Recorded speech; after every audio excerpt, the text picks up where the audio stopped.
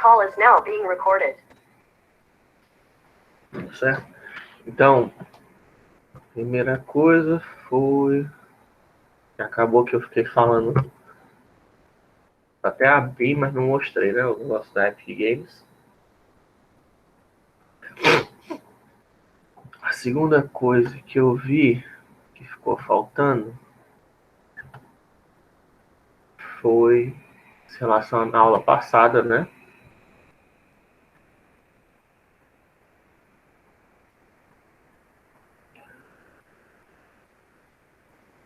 Vamos cá, abre aí, por favor. Tá difícil. Tô fazendo a telinha preta, velho. Aqui abriu Magnifier. Acho que era até bom pegar esse Magnifier e colocar no lugar mais fácil, né? Deixar ele aqui mais pertinho. Pronto. Então aqui, lá no Python, uma das coisas que eu vi é que é um comando realmente do NumPy, né? Realmente append, que eu tava falando certo, tá? Só que eu tava só usando o comando de forma errada. 1, 2, 3, né, por exemplo. A, né? A gente tem um B, por exemplo, que é 1, 2, 3 também. Né? Para fazer um append no B, como eu mostrei para vocês, é só assim, né? E adicionou um quarto elemento, né? Para adicionar um novo elemento no vetor, isso aqui é uma lista, né? O B é uma lista e o A é um vetor, né? Um array. A tradução, no inglês, a tradução de array, na verdade, é como se fosse um conjunto, né? Um conjunto de dados. A tradução mais conjunto, um grupo, né, de dados. Eu acho que para a gente vetor é melhor. Aí o A, para fazer a append dele, é npappend, né? Tá? Tem A, por exemplo, 4, se não me engano assim. Certo? Só que eu estava usando no local errado, tá? O A em si, o conjunto não tem esse método append, né? Certo? Mas você pode pegar da pasta NumPy e dar o append. Certo? npappend existe, né? No módulo NumPy, tá pegado no módulo NumPy. Porque tem alguns métodos que ficam no objeto, né? Que a gente está criando, mas tem alguns métodos que ficam na classe. A mesma coisa para o cross e o dot, tá? A gente pode dar o dir, né? No NP, enfim, não vai ficar muita coisa para ver, você pode ver aqui, ó. np.cross, né?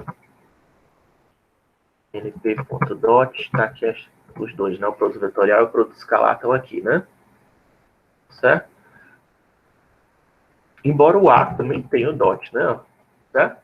Mas não sei porque o A, que é um objeto do NumPy, não tem o cross, né? Não sei porquê, né? Mas, enfim. Não importa, né? Se você vê que não tem o método, você olha na classe Py, né? Vamos dizer assim. Né?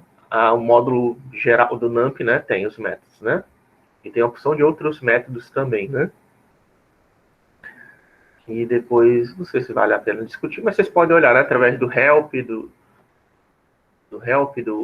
dir, ou então na internet, né? Se vocês quiserem, certo? Vou colocar aqui help NumPy. Fazendo help A. Help A mostra que é o ND Array, né? Só que você também pode dar um help na biblioteca, né? Certo? Aí mostra do NumPy, né? Que tem no pacote. Quais são os métodos que tem no pacote. Isso era uma das coisas. Questão do GL Position, né? Como eu falei para vocês, GL Position não é necessário, né? Ser implementado. Só que o GL Position, ele faz... Eu estava dando uma lida um pouquinho mais a fundo dele, ele faz... ele não faz só repassar os dados para frente, certo? Ele também faz uma interpolação entre os dados. E aí, como ele faz a interpolação entre os dados, se você não for usar o GL Position, você teria que fazer operação de interpolação na mão, né? Teria algumas operações que você teria que fazer na mão para o programa funcionar. Então, no caso específico de GL Position, melhor vocês decorarem nessa variável e usarem por enquanto, né? Teoricamente, em teoria, ele não é um... Deixa eu abrir não aqui, foi? Eu acho que não preciso, né? Abriu aqui, tá? Aqui não abriu. Teoricamente, ele não é necessário, certo? Para a funcionalidade do OpenGL. Mas, da maneira que o OpenGL... Só que ele faz mais de uma coisa, ele tem mais de uma funcionalidade, além de repassar os dados, né? Não é o mesmo que só dar um out, né? Como eu sugeri na aula passada. Você tem que fazer mais operações, né? Uma delas é de interpolação entre os vértices, né? Para fazer isso, você teria que usar mais um shader, o Geometry Shader, provavelmente, para poder fazer isso e poder seguir no pipeline. A maioria das pessoas nem se preocupa, né, em fazer. Isso só se você tiver curiosidade, né, de experimentar esses processos na mão. Mas é melhor você só usar ele, né, como default do Vector Shader para não ter tarefas a mais, né? Vou colocar aqui o GL Position, né, lembrando. Colocar todos os dados de vértice, colocar no GL Position, que ele se encaixa no pipeline, né? Ele não é que nem o SCO, né? Ele também faz tem outras operações que são feitas em cima dele. Na verdade, ele faz parte de uma estrutura de dados que recebe não apenas posição, mas recebe também o tamanho do vértice que você vai querer rasterizar, e tem mais uma outra. Então, por exemplo, para você substituir essa variável, você teria que usar 3 variáveis, né? Não teria que usar só ele, né? Teria que usar 3 variáveis, teria que fazer o processamento que é feito em cima dele para poder produzir uma imagem. Mas eu não duvido nada que em breve, né? Na verdade, várias variáveis, inclusive, do OpenGL já foram substituídas, né? Já deixaram de ser usadas, que antes eram ser usadas. Então, o GL Position provavelmente no futuro vai ser descartado também. Vai se tornar tão simples como só um out, né? Que não tem nenhuma necessidade de ele existir. Real. E, inclusive, a gente vai ver shaders que não usam ele, certo? Dependendo do que você está fazendo, senão a gente não vai usar GL Position, né? Por isso que eu falei que ele não é necessário. Tem shaders que a gente nem vai usar o GL Position no futuro, que a gente vai ver nesse curso. São parênteses, né? Achei importante fazer esse parênteses. E a última questão é do Epic Games, que ainda não abriu, que eu não sei porquê. Será que não vai dar para ver de novo? Epic Games.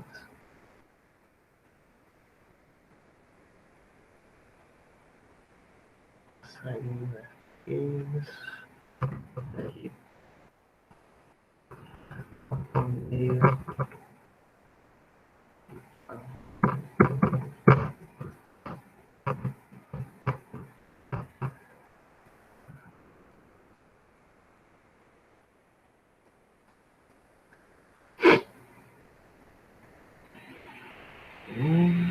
Será que aqui é CH?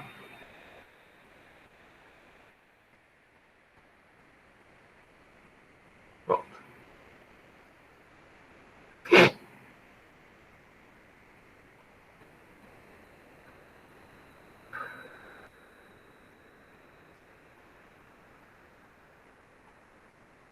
Né?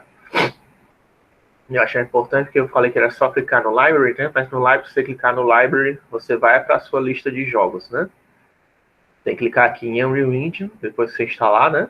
Na sua library vai aparecer vazio, né? Você não tem nenhum jogo, só os jogos que você compra aparecem aqui, né? A Store é para você poder comprar jogos, né? A Library é a biblioteca de seus jogos.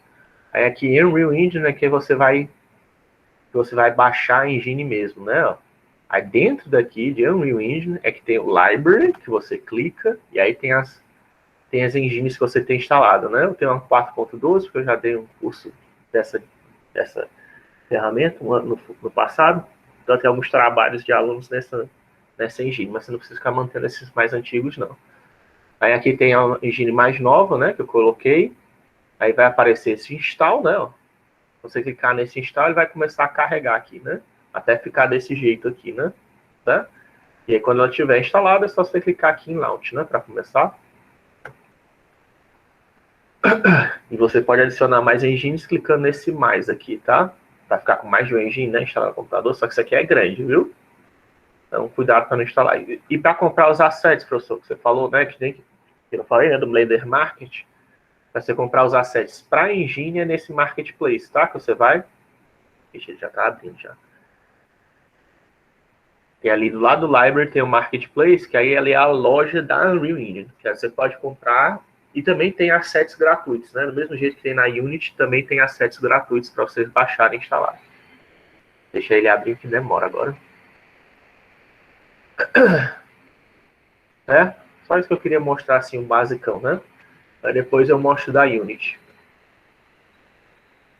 Enfim, aí na aula passada, a gente viu já, discutiu, né?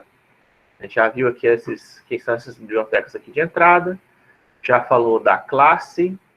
Só um detalhe aqui que eu notei também que estava errado, é que você, quando a gente colocou o comentário, você coloca o comentário para dentro da classe, tem que corresponder à mesma indentação, né?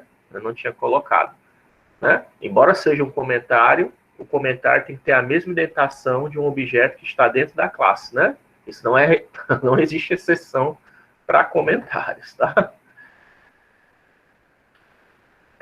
Se ele estivesse fora da classe, ele poderia estar começando a partir daqui, né? Certo? Não sei se está claro, né? Se tivesse um comentário fora da classe, ele poderia começar aqui. Mas como ele está dentro da classe, embora ele não seja uma função, né, ele tem que estar indentado, né, como se fosse uma função, né, para saber que esse comentário é pertinente a essa classe. Tá? Até mesmo porque quando você for rodar um programa de documentação, para ele poder saber, né, que esse comentário está se referindo a essa classe, né? E é por isso que esse comentário daqui também tem que ter a indentação, que aqui eu coloquei certo, né? Tem que também ter a mesma indentação dos comandos para você usar um programa de documentação e saber que esse comentário aqui é referente a essa função, né? Dentro dessa classe. Né? É só coisa do Python, né? Por isso que é bom, né? O Python te força a fazer as coisas organizadinhas. Aí, enfim, a gente falou dos shaders, né? Tem o in-out, falou do fragment shader, aí falamos do compilação programa, falamos do VBO, que aí aqui os GLGen buffers geram um VBO na memória da placa de vídeo, né? Ele dá como se fosse um malloc lá, né? E o buffer data, ele diz qual vai ser o tamanho, né? Desses dados. Na verdade, não é nem que o GenBuffers dá um malloc, né? Porque ele não sabe ainda qual o tamanho que está na memória que ele vai precisar, mas ele já cria uma variável, né? Ele declara uma variável na placa de vídeo, esse GLGenBuffers, né? E o GLBufferData é que dá realmente o malloc, né? Certo? O BindBuffer, ele associa a região de memória que você está usando atualmente na placa de vídeo com a variável local, né, do seu programa. Quando eu falar local, certo, você pode imaginar que é a RAM, né? A RAM é a CPU, né? Certo? E não tem... Isso é muito usado em redes, né? Local e remoto, né? Mas no caso aqui, o nosso remoto seria, na verdade, a placa de vídeo, né? Certo? Esse conceito que eu falei para vocês como eu falei, né? Tudo é executado normalmente na CPU do seu computador, na RAM, usando a CPU e a RAM do seu computador. Usando placa de vídeo, não é o único momento que você tem que dizer explicitamente para um processador que você quer que o processamento seja feito em outro lugar, não. Quando você trabalha com redes, você também tem que fazer isso. Tá? Tem que mandar os dados para algum lugar, né, na internet, para poder fazer um processamento em sistemas distribuídos, por exemplo, né, ou você quer mandar para um servidor para o processamento ser feito, né? Certo? Também isso aí pode ser em banco de dados, né? Você não quer estar mandando para um banco, você quer que algum comando seja executado dentro de um banco, né? Certo? Sendo que aí, no caso, o banco pode... No banco de dados depende se o banco de dados é remoto ou não, né? Se o banco de dados for local, você ainda está executando a CPU é que roda, né? Os comandos do banco de dados. Né? Então é mais redes, né? Redes e computação gráfica que tem isso, né? Você não quer executar sua CPU, você quer executar uma outra CPU, você quer usar um outro componente, no caso da computação gráfica, um outro componente para fazer o processamento. Aí você tem que dizer isso explicitamente, né? Se você não quer que seja feito localmente, na sua CPU, na sua RAM, né? Enfim, aí o GLGM Buffers, ele cria uma variável na placa de vídeo, o buffer data ele dá uma lock, e aí você diz, né, que o tamanho, ó, quantos bytes vai ser usados, quem é a variável, quem são os dados, né, que é o surface vertex, que é aquele NP array, né, que a gente já mandou, o tipo, para que esses dados vão ser feitos, vão ser usados, né, é aquela discussão que eu falei para vocês de memória estática ou dinâmica, né, aqui é estática, porque não vai ser separado. E aí, uma vez que a gente criou lá o nosso VBO, que é o Vertex Buffer Object, e aí tem só uma discussãozinha que eu não sei se é é bom você falar, aquela questão de... Vocês sempre tem essa questão, né? O que é mais eficiente, né? Você criar um VBO desse jeito que eu estou fazendo aqui, talvez, embora talvez pareça complicado, talvez, não sei, depende de você, né? Talvez seja complicado para algumas pessoas, isso é mais eficiente, tá? Fazer um VBOzão, tá tudo lá dentro do VBO, e você só diz quais são as partes diferentes do VBO, como eu vou mostrar agora para vocês. Isso é mais eficiente do que você criar um VAO com diferentes VBOs, que aí o VAO chama, né, VBOs diferentes para serem usados, né, de acordo com a necessidade. Isso é mais... É como se você estivesse mandando... Se você tem um arquivo... Mesma coisa, você pode pensar isso para qualquer coisa do computador. Você consegue fazer um compilado com todas as informações e usar aquilo de uma vez só, nem sempre dá, tá? Para fazer isso. Mas se você conseguir fazer isso, isso é mais eficiente. Você tem um arquivo com todas as informações dos seus clientes, por exemplo, é mais eficiente você acessar ele do que você ter vários arquivos separadinhos, um para cada cliente, né? Que aí você chama um por vez, conforme a necessidade. Porque você está fazendo vários acessos ao seu HD para poder pegar dados, né? Em vez de fazer só um acesso e pegar o máximo de informações possível. Eu acho que tem alguns cálculos que você tem que fazer, mas em geral, né? Se você tem um arquivo só, e se dá, né? Para ter um arquivo só, dependendo das restrições de tamanho, né? E da sua memória RAM, é mais eficiente ter um arquivo só. Do mesmo jeito aqui, é mais eficiente ter um VBO só, do que ter vários VBOs e ter um VAO, que chama um VBO. Porque esse processo de transferência, e nesse caso aqui é por quê? Esse processo de transferência da memória RAM para a memória de vídeo é lento, tá? Provavelmente, se você for pegar depois um profiler, algum de vocês for pegar um profiler para estudar e analisar, você vai ver que o mais lento do seu programa, seja qual for, sempre vai ser esse processo de transferência dos dados da placa, da RAM para a placa de vídeo, certo? Esse vai ser o que demora mais. Pode estar fazendo um processamento violento na placa de vídeo, seja o que for, tá? Você vai ver que um dos processos que demora mais é só essa cópia de dados da RAM para a placa de vídeo. É por isso que a gente tem que se preocupar, né? Com aquela questão de pegar uma placa de vídeo que seja compatível com a sua placa-mãe, tá? Fazer esse tipo de coisa. Porque senão essa transferência fica ainda mais lenta se você não se preocupar com isso. Normalmente a memória da placa de vídeo, eu também não falei isso, a memória da placa que tem na sua placa de vídeo, se você tiver uma placa de vídeo relativamente moderna, ela comumente é mais veloz do que a sua memória RAM, certo? E você está usando DDR2 na sua CPU, a sua placa de vídeo já usa DDR4, usa DDR5, né? Já tem uma velocidade bem maior, certo? Isso também tem que ocorre esse lag. Além do bus, né, que ela tem que passar, enfim. Então, para evitar essas transferências frequentes, né, entre a RAM e a vídeo RAM, né, e a RAM da sua RAM normal e a placa de vídeo, é melhor você ter só um componente que manda tudo de uma vez, o máximo que der de uma vez. Nem sempre dá para fazer isso, mas se puder, é melhor, tá? Aí, se não puder, professor, aí você vai ter que... Aí é uma questão de escovação de bits, né, como algumas pessoas falam. Vai ter que ver qual o melhor tamanho para eu passar, né? Como é que eu agrupo os dados para passar da melhor forma possível, né? Qual o tamanho máximo de arquivos que eu posso ter para passar eles de uma frequência regular, né? Para pegar a melhor velocidade que eu posso ter de transferência, né? Entre as duas RAMs, entre as duas memórias, né? Mas, de maneira geral, você pode pensar, né, isso ter só um arquivão grandão que pega tudo é mais eficiente. Então, aqui já que seria a parte nova, né, eu quero pegar agora, lá no nosso shader tem essa variável aqui, evértice, né, ó, que a gente criou. Lá no nosso vertex shader tem essas duas variáveis de entrada, a evértice e a cor, certo? E está lá no nosso shader, no nosso programinha feito em OpenGL SL, na Shading Language, né? Que a gente está usando para implementar alguma aplicação OpenGL na memória, né? A gente tem que fazer essa ligação com o nosso programa, tem que fazer a linkagem, né? Aquela estatística que vai ser um programa compilado, né?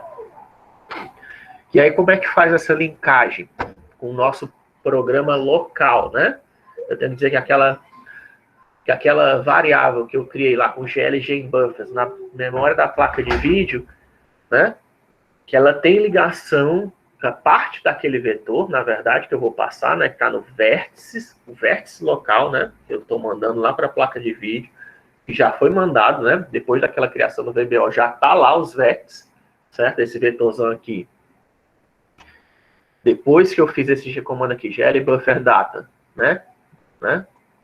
Depois que eu fiz esse comando aqui, certo? Isso aqui criou a variável, isso aqui deu um malloc, né? Isso aqui fez a ligação do VBO localmente no meu programa, certo? E aqui quer dizer o quê? Que a partir depois dessa instrução, esse vetorzão aqui tá lá na minha placa de vídeo já, tá? Isso aqui tá na minha placa de vídeo. Só que isso aqui tudo, né, como eu falei para vocês, esses três primeiras linhas, isso aqui são dados geométricos, só que essas outras três linhas aqui são dados de cor. Eu tenho que dizer lá para o meu programa o que é dado geométrico e o que é dado de cor, né? Como é que eu trabalho esses dados na minha placa de vídeo, né? Eu tenho que dizer isso, né? E eu tenho, mesmo que eu não tivesse que fazer essa separação, se tudo isso aqui fosse dado geométrico, ainda assim, eu teria que associar esses dados com essa variável aqui de entrada, né? Vértice. Vamos dizer que não tivesse cor. Ainda assim, se fosse tudo vértice, ainda assim eu tenho que fazer a associação dessa variável aqui com esses dados geométricos, né? Se isso aqui fosse tudo dados geométricos. Para fazer isso, é que a gente usa essa próximos conjuntos de instrução aqui, tá? Primeiro, eu uso esse comando get attribute location, que vai pegar o endereço de memória dessa variável lá na placa de vídeo, né? Lá no shader, na verdade, né? Pega lá do shader, onde é que está essa variável, qual o endereço dela, né? Certo? E salva no nosso programa local, self-position, na RAM, né? Local. E depois a gente faz o que? Esse gl enable vertex attribute array, para ativar ele, né? Para fazer... Se não me engano, é só para criar a ligação, né? Para fazer aqui pegou o endereço e aqui cria a ligação lá na memória RAM, né? Na vídeo RAM, perdão. E aí, por fim, esse aqui diz o que vai ser armazenado lá, né? Porque esse cara aqui, ele só tem um endereço de memória, né? Certo? Esse aqui é passa de volta, né? Certo? Na verdade, aqui, eu peguei o endereço de memória para o programa local e aqui eu passei... Eu dei o endereço dessa variável, self-position, né? Eu disse quem é a variável lá para o meu programa, meu shader, né? Basicamente. Como se tivesse... Você tem que fazer como se fosse um handshake, né? Certo? Você já sabe TCP/IP. Estou fazendo um handshake entre o programa da memória da vídeo, de memória de vídeo, e a memória RAM local, certo? Eu tenho que saber quem é o endereço da minha memória, da minha variável na placa de vídeo. A minha placa de vídeo tem que saber o endereço da minha variável na memória RAM local, e o meu programa na memória RAM local tem que saber o endereço da minha variável na placa de vídeo, certo? Isso aqui faz o handshake, né? Apertar a mão. Você faz isso muito quando você faz o TCP/IP, né? Quando você usa o protocolo TCP, você faz isso, né? Só quando você usa o protocolo UDP que você não faz isso. Só manda os dados e espera pelo melhor, né? Hope for the better, né? Só manda os dados e espera que o cara receba. Mas quando você faz uma conexão segura, né? Normalmente tem que fazer isso. Você manda, ei, você está me ouvindo? Aí o cara responde, sim, estou te ouvindo, né? Ah, vou começar a conexão. Ok, né? Certo? Esse é o handshake. E aqui, embora não é só suficiente, né? Dizer quem é a variável, tem que dizer também a descrição dela, né? Aí aqui dizer que é um vetor de 3 posições, que vai ser do tipo float. Ou se eu não estou me lembrando agora. Aqui é se tem algum intervalo entre os dados, onde começam os dados, né? Aqui é se tem algum intervalo sobre os dados, e aqui é onde começam os dados, tá? Isso aqui é que usa aqueles C-types, né? Que vai ser usado um vetor, né? Se isso aqui seria teórica, se isso aqui fosse uma função do C, né? Aqui seria o local de endereço de memória de uma variável. Só que em Python não existe endereçamento de memória direto, né? Como toda linguagem interpretada, não existe endereço, você não trabalha diretamente com endereços de memória. Isso é comum fazer em C, C++. Acho que não, Java não, né? Java não usa também. É uma das poucas linguagens, mas se bem que Java não é compilado, né? Pseudo-compilado, né? Enfim. Então aqui seria o local de colocar o endereço de memória, só que não existe o ponteiros, né? Você já deve ter trabalhado com ponteiros. Como não dá para trabalhar com ponteiros em Python, é por isso que eu uso a C-types, tá vendo? C-types, isso aqui é justamente C-void, que é um ponteiro para void, tá? P, ponteiro, void, né? Estou fazendo um ponteiro em C para void, que começa em 0. Nesse caso em específico, nem precisaria disso. Em Python, tem o tal do none, tá? Que faz a mesma coisa, se você quiser depois testar. Mas eu faço isso por causa do segundo cara que a gente vai declarar logo abaixo, tá? Que é o eCore, tá? No eCore, eu estou pegando lá do shader a variável eCore, salvando localmente, faz o handshake da variável local com a videoram, né? E depois eu digo quem é que está armazenado naquela variável para o nosso programa, né? E eu digo uma variável de 3 do mesmo jeito, né? Porque aqui é RGB e aqui é XYZ e aqui é RGB, então os dois têm 3 conjuntos de dados, os dois são do tipo floats, lembra que eu coloquei lá float 32, né? O GL força, eu não estou lembrando agora de cabeça o que é, mas, enfim, força é porque a gente não usa, né? Então não preciso se preocupar com isso. Quando a gente for usar, eu falo sobre ele. Se a gente for, acho que a gente nem usa. Nem tem nenhum programa que a gente usa ele. Então, aqui começa do zero, da onde começa a separação entre os dados é 0, quer dizer que uma vez que começar os dados de cor, vem tudo em sequência, tá? Só que aí aqui o que aconteceu, ó? Eu coloquei um C-void, ponteiro para void, começando a partir do 36º byte, tá vendo? Eu não comecei do 0, que nem eu fiz lá no Apple, no Everts. Por que começou a partir do 36? Aí a gente volta lá para os vértices, né? E aí basta contar, né? Ó. Eu estou usando NP float, né? Quer dizer que é 4 bytes, 32 dividido por 8 tem 4. Cada um desses dados aqui ocupa 4 bytes. Como são 3 conjuntos de vértices x, y, z, né? E tem 3 conjuntos de vértices com x, y, z, quer dizer que tem 9 dados, 9 vezes 4, né? Dá 36, certo? Então, os dados começam a partir daqui, né? A partir do 36º byte. E uma vez que eles comecem, ó, os 3 conjuntos de dados, né? 1, 2, 3, não tem separação entre eles, vem em sequência, né? 0, Eu vou mostrar outros exemplos que tem separação, né? Que eles estão intercalados daquele jeito que eu falei para vocês, gente. Às vezes o pessoal coloca vértice, aí depois coloca cor, aí depois coloca normais, coloca textura, coloca uma opção de coisa, aí depois começa outro vértice, aí vem os dados, babá. Aí para fazer intercalado, aí não vai ser 0 naquele parâmetro ali. Mas atualmente, né? Desse jeito, se você colocar um atrás dos outros, como eu estou colocando, aqui é sempre 0, né? Começa os dados, logo vem tudo em sequência, e aqui é onde começa os dados a partir do único vetor de RAM que a gente está usando, né? A gente não está usando só um VBO, não é? Certo? A gente está só usando um VBO, e eu dei o bind nesse VBO, quer dizer que esse VBO está ligado com o nosso programa local, né?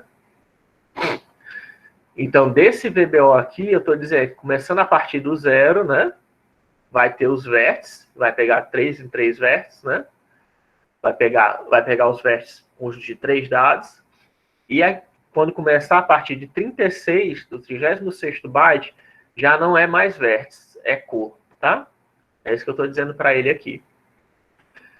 Se tivesse mais de um VBO, não seria desse jeito, né? Você teria, de novo, esses mesmos comandinhos aqui embaixo, né? Certo? E aí aqui seria do mesmo jeito, 0 e 0, porque eu estou colocando cada VBO um tipo de dados, mas ainda assim, um dado diferente. Mas você teria que fazer esses comandos de novo aqui, né? Do get attribute locate, vertex attribute array, blá blá blá. Só que aí eu estaria usando com VBOs diferentes. Desse jeito aqui, eu sei que está se relacionando ao mesmo VBO por causa do bind, tá? Esse bind aqui é usado com frequência em programas de OpenGL moderno. Você tem que estar na sua cabeça sempre quem é o último bind que você fez, certo? Porque o bind é que diz que região da memória você está acessando na sua placa de vídeo, tá? Nesse caso aqui, como só tem... Por isso que eu começo só com um VBO, né? E ele é um jeito mais simples, porque você não precisa raciocinar que parte da memória de vídeo eu estou. Só tem um VBO e ele está ligado com o meu programa, certo?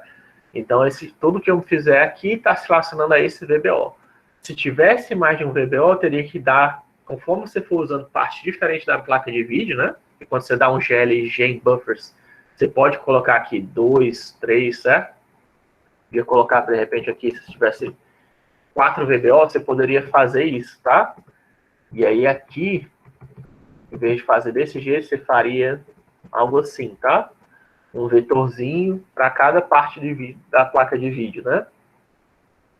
Aí 1, 2, 3, né? Certo? Se você estivesse usando desse jeito, com 4 VBOs, né? Certo? Mas aqui só precisa de um, não é um vetor, né? Eu poderia colocar 0 aqui, mas não, enfim, só... Você poderia até colocar isso, né? Mas não precisa. Se colocar isso aqui, teoricamente não é para dar nenhum erro. Só para vocês verem, né?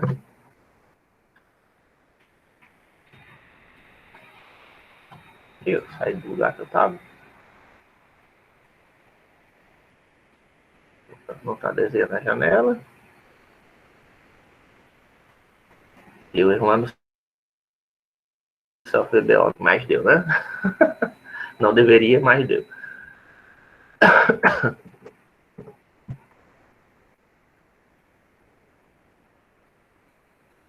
Mas dá, tá? A gente vai ver outros programas que faz exatamente isso. Quando faz 0, de repente ele não cria, né? Um vetorzinho. Mas você vai aliar, ela também cria vetores, tá? Quando você faz GLG em burst, você pode colocar 2, 3, 4 para poder gerar um vetorzinho, se você quiser. E a gente vai ver isso mais tarde, de qualquer jeito. Ou talvez eu esteja usando de forma errada. Assim. Aquela mesma história do append, né? Que eu mostrei para vocês. Às vezes você está só se chamando no lugar errado. Mas enfim. Certo? Aí uma vez que você fez essa associação das variáveis corretamente, só dá aquele use program que eu falei para vocês, o clear color, e aí no PenGL, né? Aquilo que a gente já tinha explicado para você. Né? Aqui ele vai gerar um triângulo, né? Pegar os dados, pintar 3 vértices do triângulo, né? Começando a partir do 0, né? Dos dados que estão na memória RAM. Aqui eu teria também que dar bind, tá? se eu estivesse usando várias memórias RAMs, né? Se eu tivesse mais de um objeto, eu teria que dar bind para cada... Se você estiver usando... Que é o que vocês vão fazer no trabalho de vocês, né? Vai ter, de repente, uma... Depende de vocês, né? Na verdade. Se você quiser usar só um VBO, você usa. Mas se você estivesse usando um VBO diferente, porque no trabalho tem que ter 10 objetos, se você tiver 10 objetos, cada memória tiver um VBO diferente, toda vez que for dar um draw arrays, antes de dar o draw arrays, você vai ter que dar bind para acessar a memória específica, onde está a memória de vídeo da placa de vídeo específica e tem o objeto que você está querendo desenhar, tá? E aí você dá o tipo, né? No caso aqui é triângulos, usa 3 vértices. Aqui poderia, se você tivesse mais, poderia, tá? Aqui diz o total de vértices que você está usando, tá? Que é só um triângulo. Eu poderia colocar aqui, de repente, 6, 9, né? De repente, se fosse... Por isso que ele só vai até a terceira... Por isso que ele só vai até a terceira linha, né? Eu digo que só tem 3 dados. Se tivesse mais dados, ele poderia continuar desenhando outros triângulos, né? Ele poderia pensar que aquele outro cara ali é um outro triângulo, né? Certo? E aqui ele está limpando, né? Certo? E depois ele só desenha um array e para, né? Não faz mais nada. Aí uma vez que ele tenha desenhado o triângulo, vamos fazer um teste aqui se eu não estiver errado, né? Não custa nada testar, né? O que eu estou falando, só para ter certeza que eu não estou falando besteira, né? Certo? Ele desenhou o quê? Desenhou o triângulo, mas aí como eu pedi para desenhar 6, ele pegou aqueles próximos 3 dados, que são de cor, né? E tentou desenhar o triângulo a partir daqueles 3 dados. O problema é que quem é aquele triângulo? Aquele triângulo é o triângulo 100, 010 e 001, né? Corresponde a 100% de RGB. É um triângulo que está, na verdade, pegando o X, Y e o Z, né? Ele seria... Pois é, desse ângulo que a gente está vendo aqui, ele nem dá para ver, porque ele é um triângulo que ficaria... Ele tem até um nome especial. Como é que é o nome dele, cara? Esse triângulo especial, quando você considera aqueles dados ali como dados geométricos, ele tem um nome, é o triângulo de Maxwell, tá? Que dentro do cubo RGB existe um triângulo que diz quais são as intensidades máximas representáveis de cores, né? Esse é o chamado triângulo de Maxwell, no sistema RGB, tá? E aí esse triângulo de Maxwell, que a gente vai ver no futuro, quando a gente estiver falando de cores, ele tá, nesse ângulo de câmera que a gente está vendo, ele tá como se fosse uma linha, né? Então a gente não vai conseguir ver ele direito. Na verdade, eu teria que atribuir uma cor para ele, né? E também tá sem cor. Do jeito que ele tá, a gente não tá vendo ele de frente, né? Porque isso aqui não estamos usando perspectiva, a gente está vendo projeção ortogonal. Então ele viraria uma linha e tá sem cor também. Porque a gente só colocou as cores para o primeiro triângulo, né?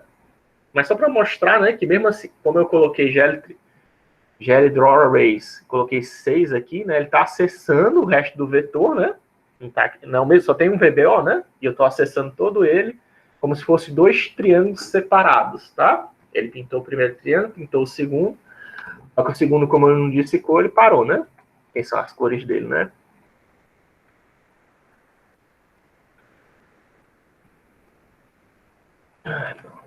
Né? E aqui, isso aqui vai estar sempre em toda aplicação que a gente fizer, tá? Isso aqui não muda, mas que é criar a aplicação de QT, tá? Você cria uma variável que recebe o QApplication, né? Ele que vai receber todo o widget que vai ficar lá, o WebGL widget vai ficar dentro desse QApplication, né? Então, instancio a nossa classe, a classe que a gente acabou de criar, que está aqui em cima, né? Ela é OpenGL Widget, é a nossa classe, certo? E a gente herdou do que OpenGL Widget. Aí eu estou instanciando ela aqui, né? Ela tem alguns métodos, né, que foram herdados. Está aqui para vocês verem, né? Quem são esses métodos que foram herdados? Está aqui, por exemplo, um deles, né? Ó, set window title. Set window title não está escrito em nenhum lugar daqui, né? Mas só que ele herdou da classe que é OpenGL Widget, que é um método que permite dar quem é o título da nossa janela OpenGL, né? Aí eu coloquei aqui, minha primeira janela GL moderna, né? O resize, é um método que permite dizer qual o tamanho da janela, aqui eu coloquei 500 por 500, e show é só para exibir a janela. Uma vez que a gente instanciou e criou, a gente tem que dar o app exec, tá? Que aí ele vai executar a aplicação Qt. Isso aqui é como se estivesse dando um init na biblioteca Qt, né? E aqui executando finalmente. Tudo isso aqui é necessário. Esses dois caras aqui são necessários, tá? Se você apagar, você vai ver que não executa, porque senão tá dando início na biblioteca Qt, né? Professor, Oi. nesse caso do Qt OpenGL, não tem que criar o context, não? Tem, a gente vê isso, mas é que nem, né, como a gente só está usando um VB, a mesma coisa do VBO, a gente só está criando um VBO, né? Como a gente só está criando um VBO, você não precisa se referir a ele, né? Mesma coisa do contexto aqui, né? Como só tem um contexto, você não precisa mexer nele diretamente. Mas você pode, tá? Não é quer dizer.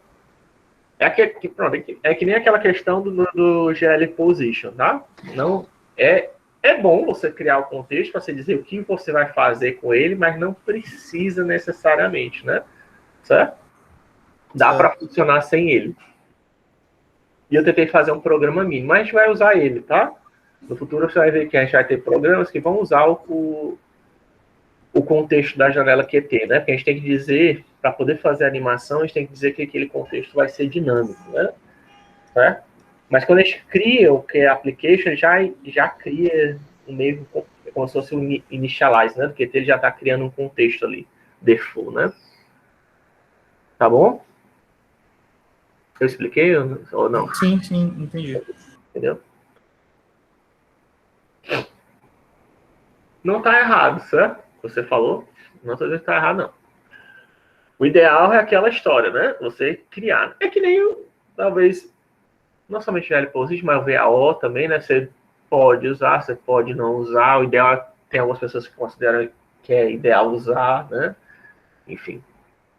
Esse bind aqui, por exemplo, né?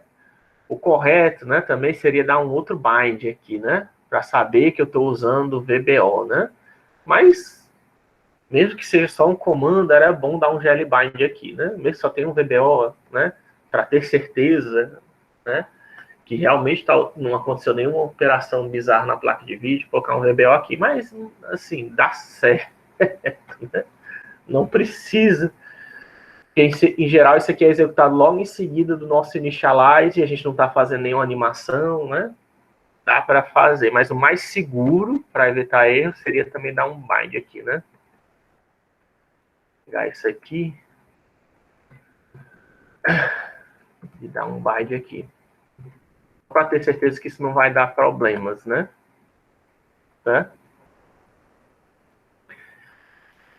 Porque se tiver um outro programa mexendo com a placa de vídeo, né?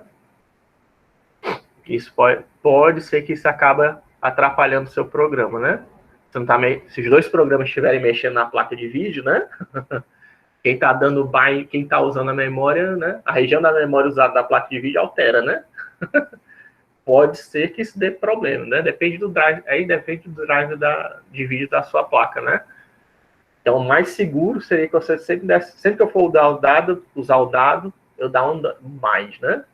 Tem a ver com compartilhamento de recursos, né?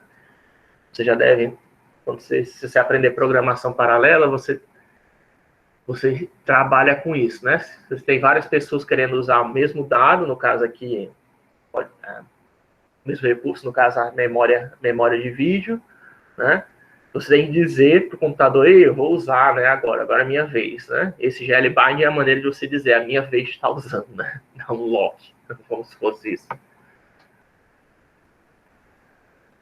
Mas, assim, a rigor, para a gente que só está usando uma aplicação por vez, né? Não está fazendo nada de... Pode deixar desse jeito. Uhum. E aqui, só para mostrar, embora não... Né, eu poderia dar um print aqui. Isso aqui é o... Né, o print é um comando que isso é só para imprimir dados, né?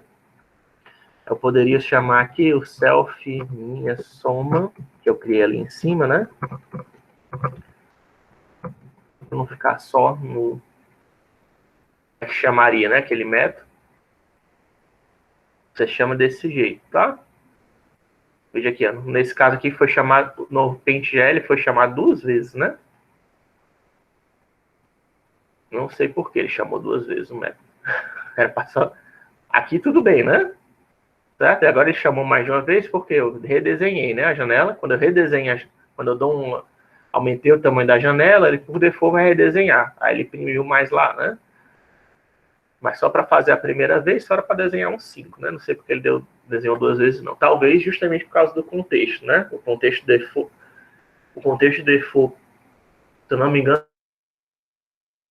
já é double. Uma época que o QT, por exemplo, o contexto default da janela OpenGL não era double buffering, era single buffering. Aí você tinha que ativar o contexto para poder dizer que ele era double buffering e tal. Aí talvez como ele já esteja usando double buffering, embora a gente não esteja fazendo animação, a gente vai ver double buffering lá na frente. Aí por isso que deixei 32 janelas, né? Quando a gente abre de uma vez. Mas eu estou mostrando isso aqui, na verdade, é para mostrar que como eu estou chamando um método que eu criei, eu tenho que colocar esse self, tá? Para chamar um método da classe, né? Aqui fora não, né? Se eu fosse chamar esse método aqui fora, eu poderia chamar só widget soma, sei lá, 4. Vou chamar aqui fora, eu poderia chamar só usando o nome do objeto, né? Que eu estou usando. Mas dentro da classe, eu tenho que chamar esse self, tá?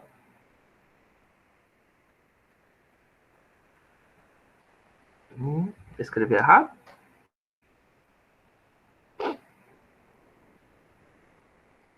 É minha soma, né? Porque só soma, é minha soma.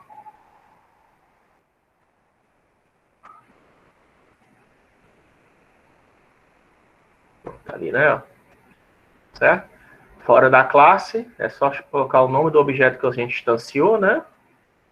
E aí o nome do método com os dois parâmetros. Veja que não, apesar de ter lá o self, né? Na hora de usar, você não precisa colocar ele. Tanto dentro ou fora, né? Da classe. Mesma coisa, né? Ó. Né? Sendo que aqui dentro da classe vai ter que colocar esse self quando você quiser chamar o método, tá? Aí aqui eu tenho uma outra aplicação do OpenGL dinâmico, a mesma ideia, tá? Só que aqui a gente está desenhando um quadrado, né? E eu estou usando índices, certo? Aí aqui eu tenho um vetor, né? Ó, NP-array com as posições de um quadrado. Aqui os vértices dele, isso é dados geométricos, tá? Aí aqui eu crio um outro vetor, que vai ser agora um vetor de índices, tá? Por que que isso aqui é importante, né? Porque você tem vários vértices, às vezes você tem vários vértices na memória e você quer usar ele mais de uma vez, tá? Um vértice ele pode ser compartilhado por várias faces, principalmente no modelo 3D, mas no modelo 2D também, né? Se a gente pensar...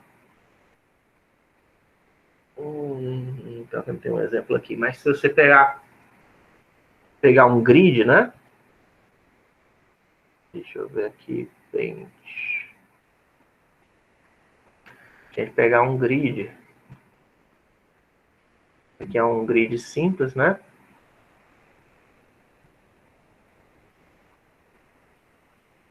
Esse vértice aqui, né? Ele é compartilhado por 4 faces, né? Certo?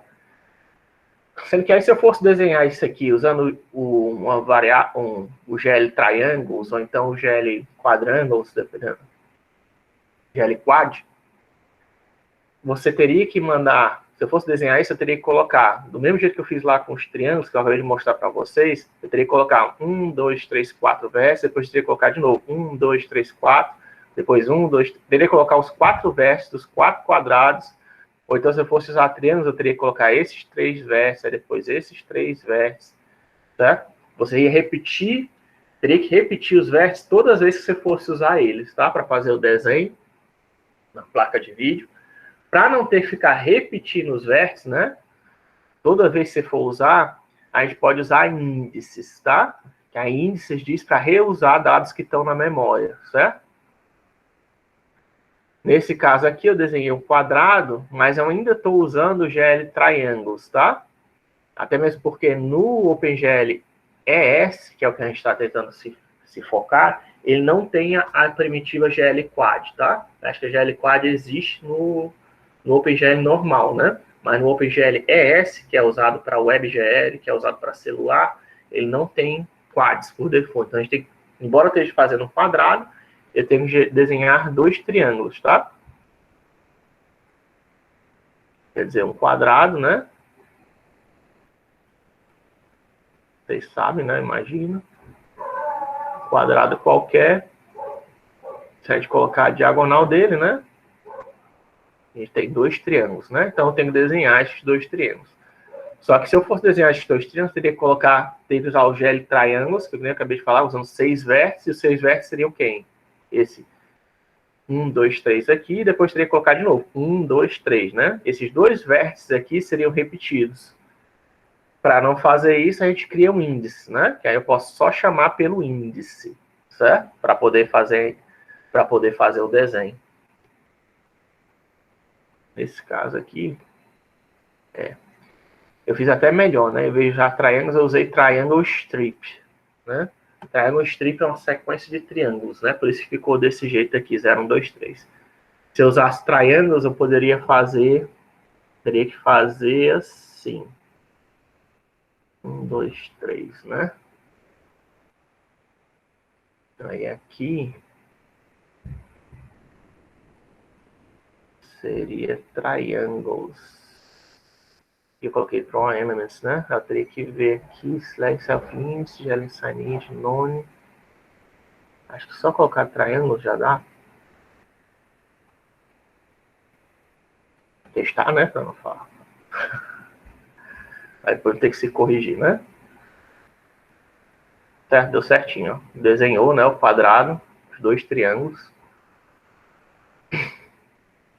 Que aí, ó, em vez de repetir o vértice, eu só repito os índices, né? Ó, 0, 1, 2, 1, 2, 3, né? E aí eu desenhei os 2 triângulos, né? Que são equivalentes ao quê? Ao 0, 1, 2, 3. Os vértices do triângulo, né? Do quadrado, né? Na verdade. Veja que eu só passo 4 vértices, né? E eu só, na hora de usar os índices aqui, eu coloco, né? Que eu faço a construção das figuras usando só os índices, né? Isso aqui é bem menor, né? Certo? O índice não precisa nem ser índice 32, podia usar um índice menor, né? Você consegue usar menos dados para representar. Enfim, só usa quando você está usando um índice, só usa uma dimensão para representar o dado que for, do tamanho que for. E você está reaproveitando, né? Os dados. Reaproveitando os dados geométricos, né? E aí, no caso, ó, o nosso shader, né, fica bem mais simples nesse caso, ó, não estou nem passando cor para ele, ó, isso aqui é um shader ainda mais simples que o programa anterior, né, ó. Invec só recebe a posição, os 4 dados geométricos, né, que a gente está passando para ele, e estando dando o GL position, que dá aquele, de novo, para conversão para coordenadas homogêneas, né. Eu vou estar enrolando. O fragment shader, né, só tem o alt color, né? Aqui é um exemplo, por exemplo, né? Que eu estou dizendo que esse GL position provavelmente vai desaparecer no futuro. Aqui antigamente era GL frag color, ou GL frag coordinate, coisa assim. Certo? Aqui tinha um nome de uma variável específica que você tinha que usar, certo? Que nem o GL position, para você poder fazer impressão. Hoje em dia você não precisa mais usar ela, você pode colocar uma variável alt qualquer que você queira, certo? E aqui, no caso, eu estou dizendo o quê? Que todos os vértices vão receber a mesma cor, por isso que eu não criei não coloquei um vetor de cores, e vão ser da cor lá magenta, né? Que é vermelho com azul no máximo, né? Aqui é só aquela questão de transparência, né? Mas aqui é o RGBA, né? Aí vermelho máximo, 0 de verde e no máximo de azul dá um magenta, tá? Você pode, se você quiser no seu programa, você pode fazer isso, né? Se você quiser deixar todo mundo numa cor só, né? Para você se preocupar com cor, você está querendo só mexer com os vértices, desenhar 10 figuras diferentes, é até melhor começar assim, né? Aí, o compile program é a mesma coisa que a gente já viu, né? Eu gero um VBO, que é o static draw, que vai receber os vértices, tá? Isso aqui não muda, né? Só que aí, depois que eu gerei o VBO, eu gero um EBO, né? Que é um outro buffer, né? E aí aí de novo, né? Para mostrar, né? Eu estou usando o mesmo comando, eu poderia ter colocado 2 aqui, né? E feito aquela história dos arrays. Só que eu gerei 2 VBOs, né? Aqui um eu chamei de EBO, que vai receber os índices, né? E eu dou um bind nesse EBO, dou quem são aquele para passar o vetor de índices, né? Oficialmente, certo? Para a gente não ficar chamando de IBO, VBO, NBO, não sei o quê. Tudo que a gente for usar, colocar um nome diferente, a gente chama genericamente de todos esses dados, todos os buffers que a gente dá na memória de VBO. Embora esteja errado, né? Porque o VBO, na verdade, está se referindo especificamente ao buffer usado para armazenar vértices, né?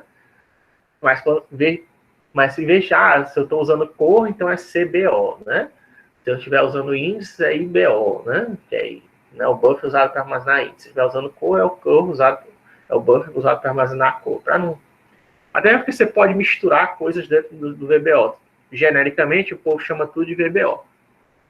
Mas você pode ver gente, né, estou falando isso porque você pode, ao ler um tutorial na internet, você pode ver gente usando nomes diferentes para o VBO, certo? Se você vê uma coisa diferente, uma letra qualquer, em vez de VBO, colocar, sei lá, NBO, não quer dizer que aquilo ali é uma coisa nova que eu não mostrei para vocês, tá? É só porque ele está dizendo, de repente, naquele vetor, ele está armazenando normais, né? Aí ele, para ser chique, em vez de chamar de VBO, ele chamou de NBO, né? E aí é o buffer object usado para armazenar normais, né? Enfim. Aí aqui eu fiz isso, né? Só para vocês verem. O processo é o mesmo, né? De criar um VBO. Até mesmo porque é um VBO ainda. Só que eu estou usando para armazenar os índices, né? Aí aqui tem outra coisa de novo, que vejo que em vez de usar 3 comandos, como eu usei no programa anterior, eu estou usando só 2. Por quê? Porque eu usei essa história de layout, tá vendo?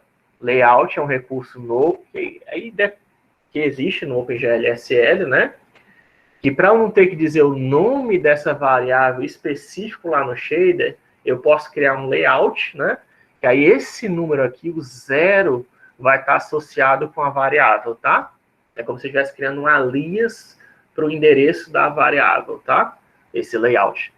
Tem, inclusive, por exemplo, no OpenGL S4, já existe o equivalente desse layout para o Fragment Shader, tá? Que atualmente eu acho que só antes da versão do OpenGL 4, né, só tinha para o Vertex Shader, né? E para alguns outros, acho que outros shaders também tinham. Enfim, mas hoje em dia no Fragment Shader já tem também a questão do layout, que eu acho que em vez de location se é bind, pode cabeça não vou lembrar. Acho que nessa versão que o senhor está usando já tem, professor, o Já layout. Tem? Acho que já tem. Para o Fragment Shader? Para o Fragment Shader. Eu vou testar depois, que eu não lembro o nome exato, né? Certo? Que aí, em vez de fazer a ligação da variável colocando o nome dela específico, né? Até mesmo porque a gente não está usando ainda as variáveis, chamando essas variáveis lá do programa. Quando a gente for chamar, eu uso, né? Eu testo. Então, aqui o 0 fica sendo equivalente a essa variável, né? Então, em vez de fazer aquele handshake que a gente fez no programa anterior, né? Eu posso só colocar esse GL enable vertex array 0, né? Que aí, devido àquele layout, eu já sei que está se referindo àquela variável, ele já faz o handshake aí automaticamente para mim, e eu tenho que só dizer quem é essa variável, né? O tipo dela, que nem eu fiz no caso do outro, né? Dizer que é um conjunto de 3 vértices, né? Que é o XYZ, do tipo float, né? E aqui a gente não está usando um recurso dela, não lembro, não sei se é porque é para dizer que é em vetor. Aí começa, não tem intervalo entre os dados e começa do 0. Aqui poderia até colocar, nesse caso, none, né? Aquilo que eu tinha dito para vocês. Para demonstrar, né? Certo? Ó, não tem problema, desenho normal, certo? Então, quer dizer que nesse programa aqui, a gente usa o settypes em algum outro lugar.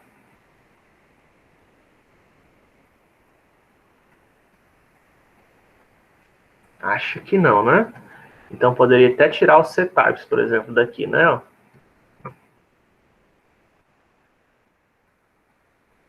ver se não vai dar problema. Aí fica mais simples ainda, né? Pronto, deu certo. Viu? Só para ver que o settypes, aquilo que eu tinha dito, você não precisa também usar sempre, né? No caso do programa anterior, a gente usou, por quê? Porque eu estava usando um VBO com cor e vértice e estava passando, né? Se você usar VBO separado, você nem vai precisar mexer nessa biblioteca de settypes, né? Porque o settypes é o que permite fazer aquilo, eu quero pegar a partir do 36º byte, né? Certo? Mas se tudo estiver começando do zero, para começar tudo do zero, você vai ter que usar vetores diferentes. Você pode só usar o none, tá? Que o none é tipo um ponteiro para nulo, né? Do Python. Então, isso aí tem, né? Que nem tem no Java também, né? Tem o tal do no, né? No Java, certo? Isso aqui seria o no do Java, né? O none, certo? E aí aqui, né? A mesma descrição. Aí eu mando usar o programa. Estou usando uma cor diferente, né? Vocês viram que não é aquele que tá o magenta no fundo azulado, né? Pastel, sei lá o quê. Aí eu coloquei aqui 07, 071, só para criar uma corzinha diferente, né, do RGB. E aí na hora de desenhar, né, eu dou GL Clear de novo, né, Draw Elements, veja que não é Draw Arrays. Por que eu estou usando Draw Elements? Porque eu estou usando os índices, né, para desenhar, e veja que eu passo o self-índice, né, ó, certo? Eu estou usando variáveis locais. Nesse caso aqui, eu não estou usando a memória RAM, para ser o mais rápido possível, né? Que teoricamente, é porque aqui nós estamos lidando com dados pequenos, tá? Mas, e aí você fica pensando, para que fazer isso, né? O negócio de índice aí usou outro comando diferente, a formação dele é diferente, mas quando você está fazendo um projeto grande, você vai ver que aquele vetor lá de vértices, ele é bem grandão, tá? Ele pode ser um vetor bem grandão e pode ter normais, pode ter opção de coisa lá dentro. Esse vetor bem grandão, em comparação ao vetor de índice, que é só um número dizendo que partes que você está acessando dele, é bem mais rápido, tá, de usar, é menor em comparação e é mais rápido de usar. Questão em termos de eficiência, né, de novo, por isso que eu estou mostrando para vocês. E aí está usando um comando diferente, né, em vez de dar o draw arrays, quer dizer que quando você dá draw arrays, eu estou acessando diretamente a placa de vídeo, né, para fazer o desenho. Aqui eu estou dando um draw elements, né, que eu estou usando os índices, né, os índices locais, que eu nem passei pela placa de vídeo, né, vejo que eu nem passei pela placa de vídeo. Mas vai passar, né, atrás desse comando, para poder acessar partes diferentes lá do VBO que está na placa de vídeo, né. E aqui é a mesma coisa, né, os mesmos comandos de antes, dá um window type, resize, instancia a nossa classe, dá show e exec. Tá? Aí coloquei um título diferente, minha segunda janela do OpenGL moderno, né? Certo? Isso aqui seria a nossa segunda aplicação. Eu acho que não precisava nem desse outro aqui, né? Esse segundo VBO. Eu coloquei só para mostrar para vocês que vocês podem encontrar esse tipo de coisa, né, na internet. Não é preciso, né? Precisa criar o EBO, mesmo que você não vá usar, né? Mesmo que não passe os dados especificamente para ele. Ah, não, eu passo os dados, né? Eu tô doido. Pensei que não estivesse passando. Perdão, correção minha. Eu passei, né? Através do EBO. Eu criei o EBO e passei os dados. Até a gente usou o GLBuffer. Tô viajando aqui, não sei o que foi que eu pensei, não. É porque aqui a gente usa o self-indices, né? Eu que me confundi. É porque aqui a gente usa o self-indices, mas só tô pegando o tamanho deles, né? Não tô passando o self-indices aqui, não. Tô pegando só o tamanho dos dados, né? É só para dizer que estou pegando que os dados, os índices que estão lá na memória RAM ocupam, sei lá, 10 bytes, 20 bytes, né? Tá? A gente não está passando eles aqui dinamicamente, não. Eles foram passados na hora que criaram o EBO. Desculpe pelo erro. Então a gente cria o VBO, a gente cria o EBO, né? Faz a associação. A questão aqui é que, na verdade, os índices não precisam ter uma variável lá no shader, que nem a gente colocou no caso dos vértices, precisa, né? Tem uma variável que recebe tem uma variável no nosso shader que recebe o VBO. Mas os índices não precisam ter uma variável, né? Ele não tem uma variável correspondente no shader, porque teoricamente não, é a mesma, né? Ela tá, tanto os índices como os vértices estão se referindo à mesma coisa, né? Então, se a gente não precisa dar esse GL Vertex Attribute Array, é isso que eu devia ter falado, GL Vertex Attribute Array para os índices, né? Certo? Porque os dois estão usando a mesma região da memória, né? Só que um vai acessar através dos índices, o outro vai acessar através de vértices, né? Eu poderia dar um draw elements lá aqui embaixo, né? Mas no caso eu não quero. O que eu quero fazer é usar os índices para acessar aqueles dados, né? Mas os dois, esses dois, o VBO e o EBO, estão se referindo a essa mesma variável, né? Foi isso que faltou falar, né? Ok? Então, isso aqui a gente acaba esse programa. 2 exemplos de básicos de OpenGL moderno. E aí eu queria mostrar para vocês o OpenGL fixo, né? E o OpenGL fixo, enfim, é muito comum usado na internet para vocês saberem, né? Também, quando vocês acharem. Isso daqui é o mesmo programa que a gente fez primeiro dos triângulos. Tá? É o OpenGL antigo. Né? Veja que aqui a questão do QT é a mesma coisa, tá? Não mudou nada. Questão do QT, né? Ainda é o OpenGL Widget, tá? Initialize.gl, só que, ó, veja que, enfim. São duas maneiras aí que eu coloco. Cadê o... Não é nem esse que eu queria mostrar, não.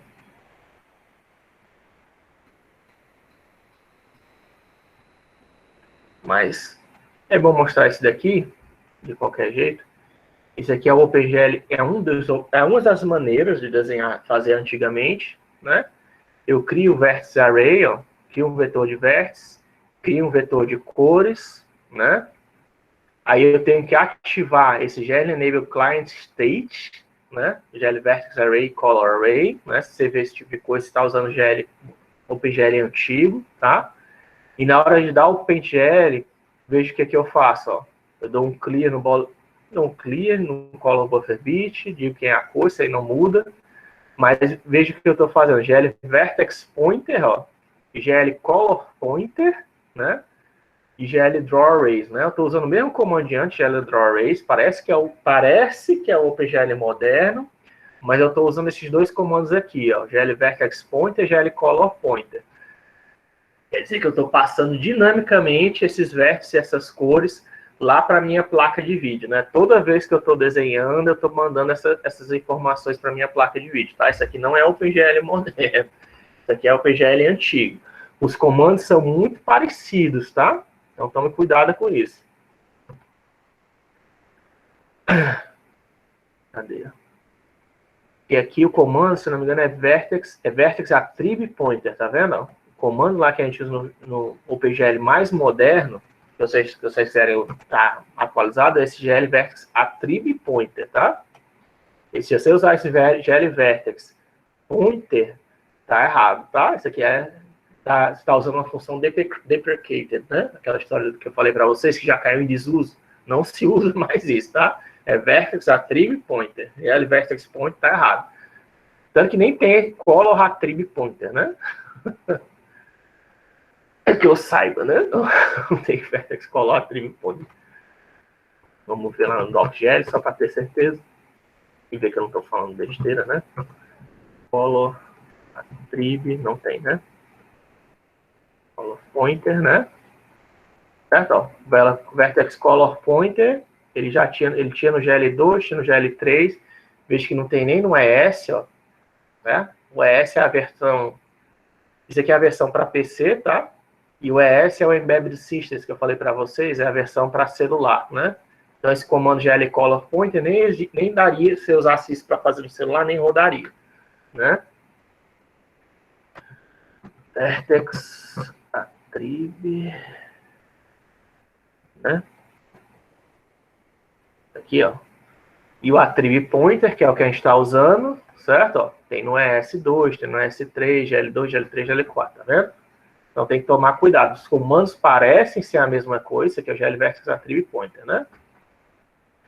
GL Pointer, né? Ó, de novo, ó, GL Vertex Pointer, só existe na GL2, GL3, não tem na GL4, que é o mais moderno, e nem funciona nem para celular, nem para nem na web, né? Então tome cuidado, tá? Parece o mesmo comando, mas não é, tá? Isso aqui já tá, como eu disse, deprecated. Não é para vocês usarem. Você vê isso aí e você vai, né? Tem muito tutorial na internet, isso caiu em desuso. Mas aquela história que eu estou mostrando isso, primeiro para você saber o que não usar, né? E segundo também para você quiser, se você achar mais fácil, em vez de como fica bem menor, né? O programa. Se você quiser usar, fica a seu critério, né? Eu não vou tirar, se você usar, embora eu esteja mostrando isso para vocês, não vou tirar pontos de você, tá? Se você usar o OpenGL mais antigo, usar o moderno, né? Eu sei. Eu prefiro que vocês usem o moderno, né? Para vocês estarem atenados com o mais recente. Mas se você achou eu sei que tem tutoriais muito bons na internet, antigos, tá? Tem alguns tutoriais novos bons, mas às vezes está incompleto, não é muito. Então, assim, do OpenGL moderno, se vocês não seguirem pela minha aula, vocês vão encontrar muita pouca coisa assim de material bom na internet. E às vezes está em inglês também, ainda tem isso. Os bons que tem estão em inglês. Enfim, então se você achar um antigo que tem uma professora da USP, tem professora da PUC, né? Como é um OpenGL antigo, você encontra nas universidades brasileiras e em português, de boa qualidade, no material. Então, se você quiser usar o antigo, você pode usar, né? Mas eu vou me focar no moderno. E recomendo que vocês tentem aprender o moderno também, né? Que é aquele que você sabe que no futuro, se você for programar de novo em OpenGL, você vai poder continuar usando aqueles mesmos comandos que você aprender aqui, né? Não sei por que esse 2 não está aberto. Queria abrir um novo Firefox, mas Firefox também está demorando. Vamos lá, cara. Indulge-me, né? Abre aí, por favor. Qualquer um desses dois aqui já dá, né?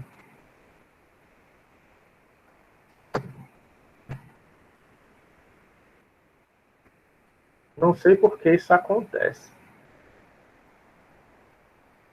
O endereço está correto, está local, mas está localhost, está 888, enfim, o endereço está correto. Isso aqui, para quem não sabe, tá? É o endereço, né? E quando você coloca 2 pontos assim, é a porta que você está usando, né?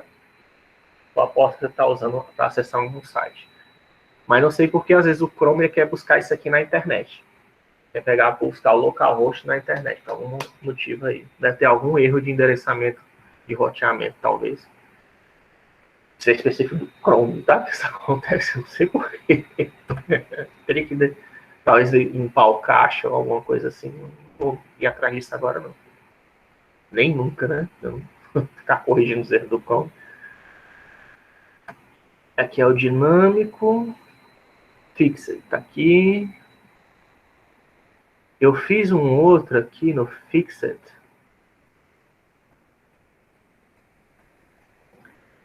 Pronto. Então que esse daqui tá... Eu fiz um outro programinha aqui que eu vou até dar para vocês, que aqui ele usa,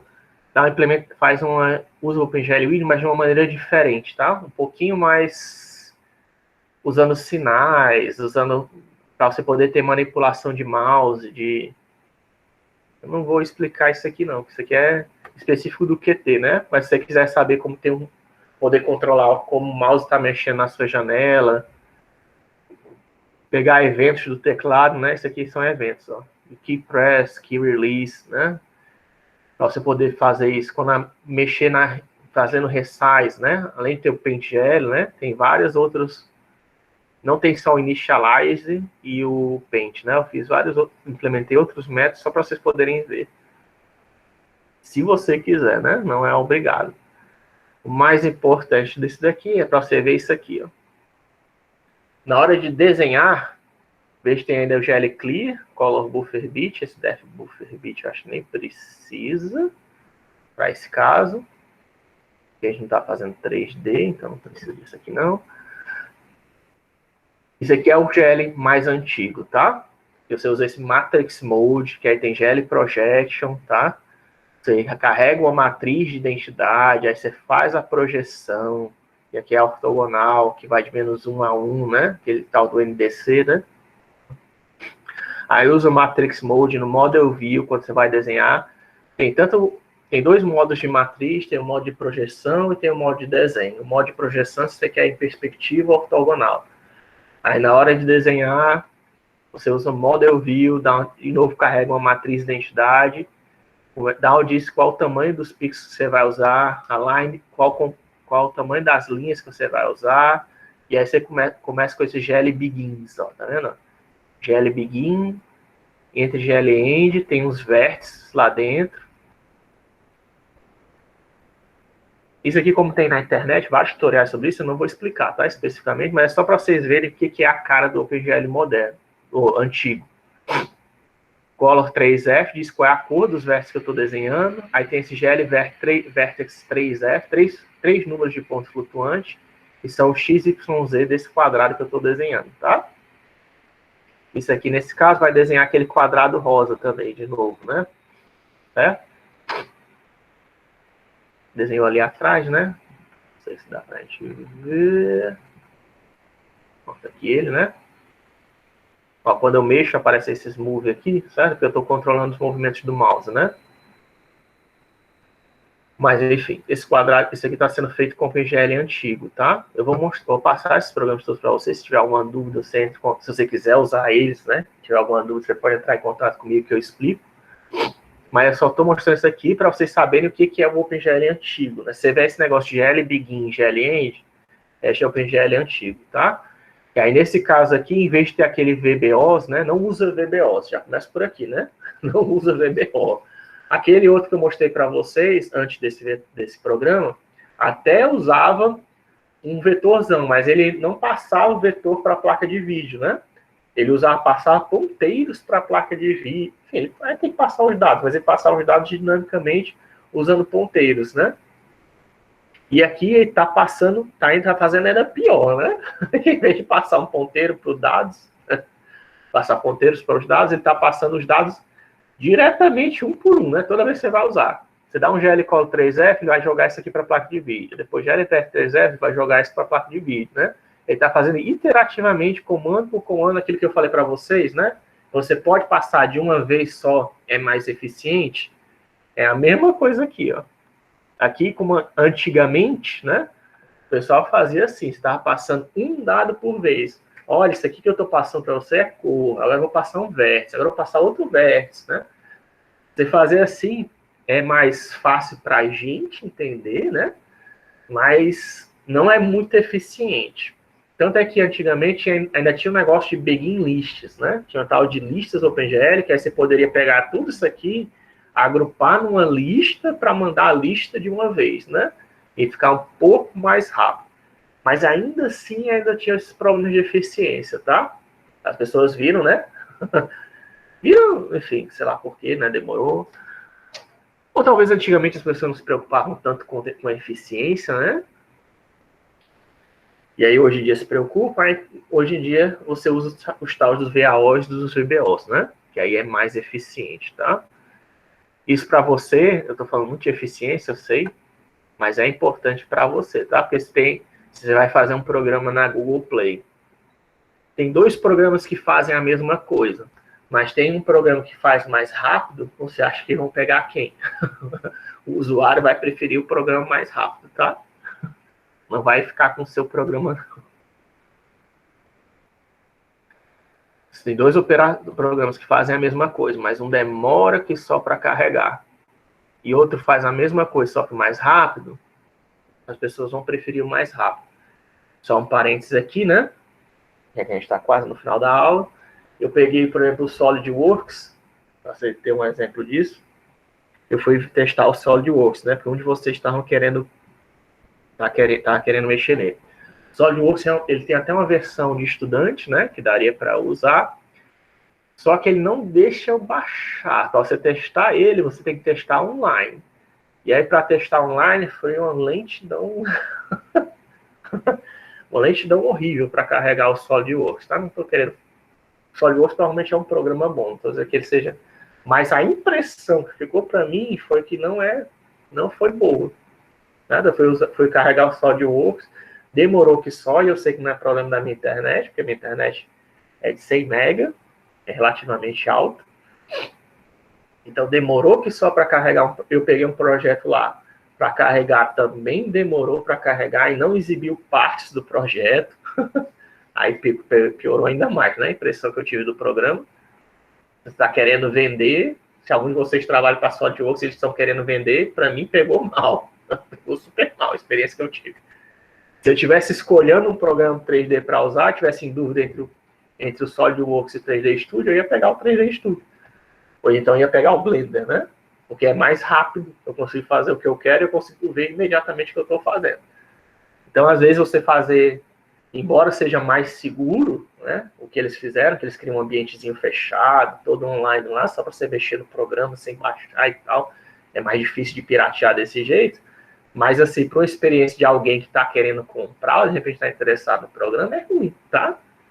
E aí o cara fica achando que o seu programa não é tão bom assim, né? Sem contar que, enfim, isso foi minha experiência, né, com o programa. E eu não posso recomendar que vocês usem o SolidWorks.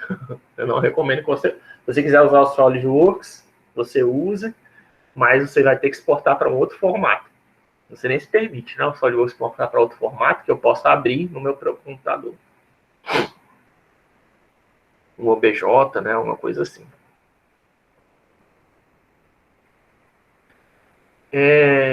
Então, eficiência é importante, tá? Principalmente se você está querendo ganhar dinheiro com programação. Você não quer ganhar dinheiro, né? Sempre tá fazendo computação. Mas, enfim. Mas a gente tem, né? A gente se forma só para poder pegar, fazer outra coisa, né? Porque exige curso superior, mas, enfim, não é a maioria, né? Então, a gente viu aqui já os básicos, tá? Do OpenGL. Que a gente viu mesmo foi o OpenGL moderno. Eu só mostrei para você alguns comandos do OpenGL antigo, para você saber o que não é o OpenGL moderno, né?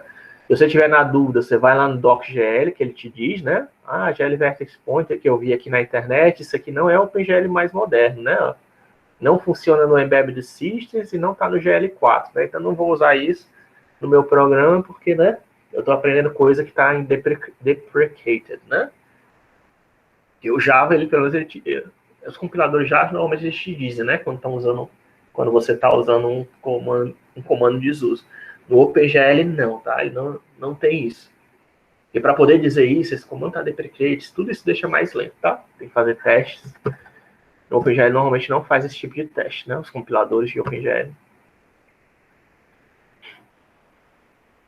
Enfim. E aí nós vamos começar na próxima semana. Eu espero que com isso você já possa começar a fazer seu trabalho, né?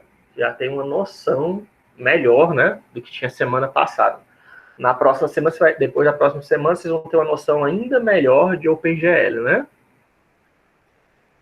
Eu vou dar um pouquinho de teoria, tá? Depois desses slides, a gente vai ver mais, tá? De OpenGL. Mas é só um pouquinho mais de teoria para a gente ver discutir sobre algumas funcionalidades dele, né? Para a gente entender o que é o pipeline que eu estou falando, né? Quais são os tipos que vocês podem usar no OpenGLS, né? Aqueles in e out, né? A gente entender um pouquinho melhor, né? Então aqui a gente vai começar, mas não vou terminar. Só estou pegando aqui um tempinho porque eu comecei um pouquinho tarde, né? Aqui é o histórico de criação do OpenGL, tá? O OpenGL moderno, né? Começou a partir de 2004, né?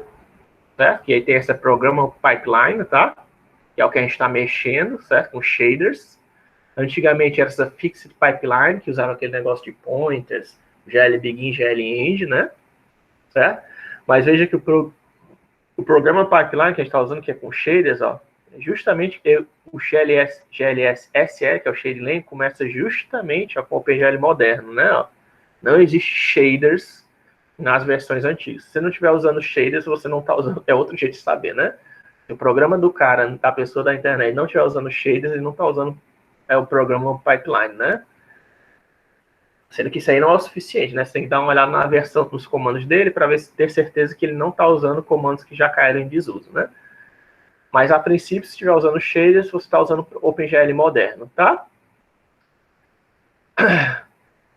Aí, o WebGL, ó, certo? O WebGL, ele é baseado no GLS, tá? Não é a mesma coisa, o WebGL e GLS. GLS é o Embedded System, que é usado em celulares, tá? Não somente em celulares, mas também em tablets, né? Tá? E o WebGL é baseado no GLS, então tem as mesmas restrições que tem, né? O GLS. E o Vulkan 1.0 surgiu em 2016, né? É 1.0. Que é o mais, seria um, teoricamente, eu não sei se vai ainda, eu ainda não ouvi discussões dizendo que o Vulkan vai substituir o OpenGL, né? Que eu saiba, ele é uma melhoria, né? Teria mais recursos que o OpenGL, mas eu ainda não ouvi ninguém falando de substituir. E é recente, tá? Coisa de 5 anos atrás. 5 anos atrás surgiu a especificação, né? Aquele negócio, né, que eu falei para você, né? Para um negócio ser implementado em todas as placas de vídeo demora, né? A não ser que você pegue a NVIDIA, né? Você pegar uma placa NVIDIA, como no caso da minha, eu já posso começar a programar em Vulkan para começar a aprender para ensinar no futuro, né? Eu já posso começar a programar Vulkan, né? E vocês, se vocês comprarem a placa NVIDIA, vocês também vão poder, mas você pegar de repente não é garantia que Vulkan vai rodar numa placa Intel, né? Não é garantia que Vulkan vai rodar numa placa, sei lá, da Radeon, né? Não é garantia que a Vulkan vai rodar numa placa de outro fabricante aí qualquer. Não sei se tem Voodoo ainda, né? Mas enfim, acho que não. Certo? Porque depende se o seu drive é atualizado, depende se o seu drive de vídeo está sendo atualizado frequentemente, depende se a fabricante já implementou, né? Então, a Vulkan está muito moderna ainda, né? Tá? Mas se você quiser já começar a aprender, você pode, mas aí por conta própria, tá? O OpenGL não quer dizer que o OpenGL moderno é inútil, não, tá? Até mesmo porque o WebGL e o GLS, que são usados tanto para o celular e para o tablet, né?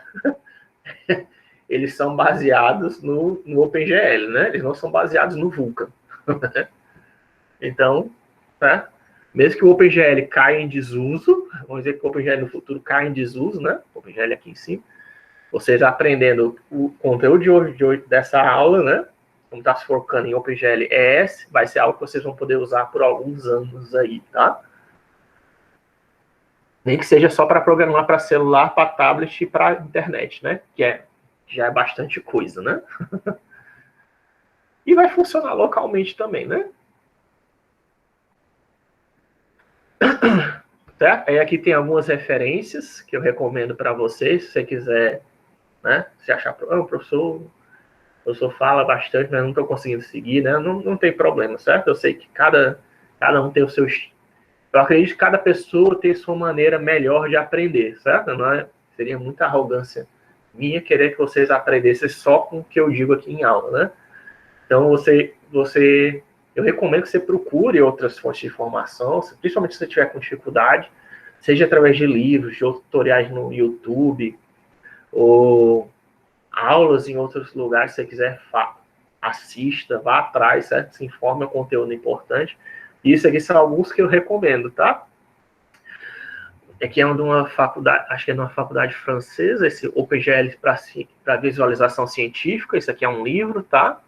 Que o cara está escrevendo, esse que acho que é um pesquisador, né, o Nicolas Rougier, né, um pesquisador francês, provavelmente, isso aqui é FR da França. Aí mas só que o livro dele ainda não está completo, né, mas é um livro gratuito que vocês podem baixar para aprender OpenGL. Tem o Book of Shaders também, é outro livro. E aqui o Learn OpenGL está no formato mais ou menos de livro, né, também, que é um outro site. Isso aqui seria os livros, né. E aqui tem uns outros tutoriais, né. Tem um tutorial, na verdade. Acho que isso aqui são 2 livros, 2 tutoriais e as páginas de documentação, né? Acho que foi assim que eu fiz. Tem 2 livros, aqui são páginas de tutoriais, opengltutorial.org. E aqui são o docgl, né? E as 2 partes de referência, né? Que eu já mostrei aqui para vocês, né? Já procurar referência sobre os comandos. O docgl e o reference page lá da Cronos, que é quem escreve essas especificações, né? Do OpenGL, da Vulkan, do WebGL, etc. Né? Bem que eu acho que o WebGL é feito pelo W3 Consortium, por isso que é inclusive diferente, né? Certo? Então, essas aqui são referências. Eu vou passar esses slides para vocês já depois dessa aula. Vou colocar essa aula online, colocar esses slides para vocês poderem pegar essas referências também, se vocês quiserem estudar, né? Começar a ler esses livros, fazer os tutoriais, né? Até porque às vezes eu me confundo, né? Como vocês viram. É muita coisa. Às vezes eu me confundo. Me perdoem pelos meus errinhos, tá? Às vezes porque tem coisas que eu falo que é verdade. Eu tenho. Conforme você vai se tornando mais experiente programador, às vezes você conhece várias linguagens, e aí tem uma coisa que é verdade em uma linguagem, mas não é verdade em outra. Enfim. Aquele comando, mesmo comando na append que eu falei para vocês, é um comando que existe em várias linguagens, né? Em várias bibliotecas. Enfim, é os tipos de dados aqui que existem, né? No OpenGL, né? A gente viram que normalmente quando você faz um dado, né? Quando você faz uma constante, né? A gente usa essas letras maiúsculas, né? Isso aqui são os tipos de dados usados no OpenGL, não é no GLSL, no Shading Language, tá? Isso aqui é no OpenGL, né? Que a gente usa aqui, que eu usei, né, para vocês lá, para dizer que o dado que eu estava passando para a placa de vídeo era do tipo float, né? Mas não existe só float, né? Porque float é ponto flutuante, né? Ponto flutuante é justamente porque tem aquele ponto, né? Que para os americanos representa vírgula, né? E ele pode estar em qualquer lugar do número. A gente chama isso de dados de ponto flutuante. Dados de ponto flutuante, eles não são, se lembra que eles não são armazenados em sequência, né? A gente coloca eles são armazenados no computador em notação científica, tá? Ou seja, só os dados mais significativos são armazenados, existe uma porção de coisa que é jogada fora, e nem todos os números podem ser representados com float, né? Mas ainda assim eles são bastante usados, né? Justamente porque são notação científica, né? E para engenheiros, né, normalmente isso não importa, né? Eles só querem uma aproximação, eles não querem o valor exato. Mas para matemático faz diferença, né? Por exemplo, matemático quer o valor exato, não quer valor aproximado, em geral. Enfim. Então aqui nós temos o tipo, ó, GL True, GL False, que a gente até viu hoje, né? O GL False, né? O GL True a gente ainda não viu sendo usado. Ele só ocupa 1 bit, né? E na memória do computador isso é representado como 0 ou 1, né? O estado mais básico. Sendo que aqui vale lembrar, né? Que o menor dado de informação salvo em qualquer computador é 1 byte, né? E 1 byte tem 8 bits. Então, na verdade, mesmo quando você usa booleano, você não está usando só 1 bit. Não dá para usar só 1 bit do computador. A não ser que você... Enfim, até dá, tá? Tem alguns jeitos específicos que você pode fazer em C, que dá para fazer umas gambiarrazinhas para você mexer só em bits específicos, né? Dá para você mexer em bits, operar com bits e até salvar só um bit se você quiser. Mas isso não é comum, tá? Em linguagens, em geral, as linguagens nem têm. Tem linguagens que nem tem esse tipo booleano. Por exemplo, C nem tinha, né? Mas C é um exemplo que é uma linguagem assim antiga. O povo vai dizer, mas C é linguagem antiga. Mas tem linguagens modernas que não tem esse tipo booleano, tá? Porque justamente por causa disso, porque você não consegue salvar só um bit. Não dá para você salvar no computador só um bit. Se você tentar salvar no formato de texto, no seu HD, você não vai conseguir salvar só um bit. Existem algumas operações que dá para fazer em bits, mas é difícil manipular só com um bit, né, especificamente.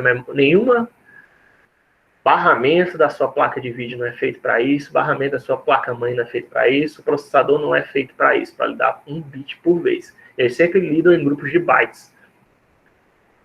Aquele negócio de ser 32... O seu sistema operacional, né? 32 bits, 64 bits, ele lida até com mais, né, do que isso, que um sistema de 32 bits, ele lida com 4 bytes de uma vez. Se você está no sistema operacional de 64 bits, ele está lidando, por default, com 8 bytes de uma vez. Certo? Se você está mexendo em bit, você está mexendo só... Toda vez que você estiver mexendo no bit, você está jogando 63 pedaços de informação fora, né? Tem 63 bits aí que você está jogando que não estão sendo usados, né?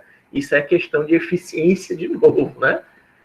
Então, não é muito bom você usar com frequência dados booleanos, né? Dependendo do que você está usando, né?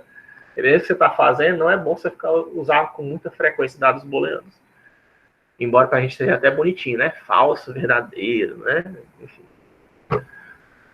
Temos os bytes, né? O melhor mesmo para você usar é usar bytes, o GL byte, tá? O byte usa justamente 1 byte, ou 8 bits, né? O intervalo dele vai de menos 128 a 127. Tem o unsigned byte, que aí é sem sinal, quer dizer que não tem dado negativo, são tudo números não negativos, começa do 0 e vai até o 255. Isso aqui é o mais importante para a gente de computação gráfica, tá? Porque os canais de cores, em geral, são de 8 bits. O canal RGB, que eu falei para vocês, vermelho, verde e azul, eles são de 8 bits, né? Então, vai de 0 a 255.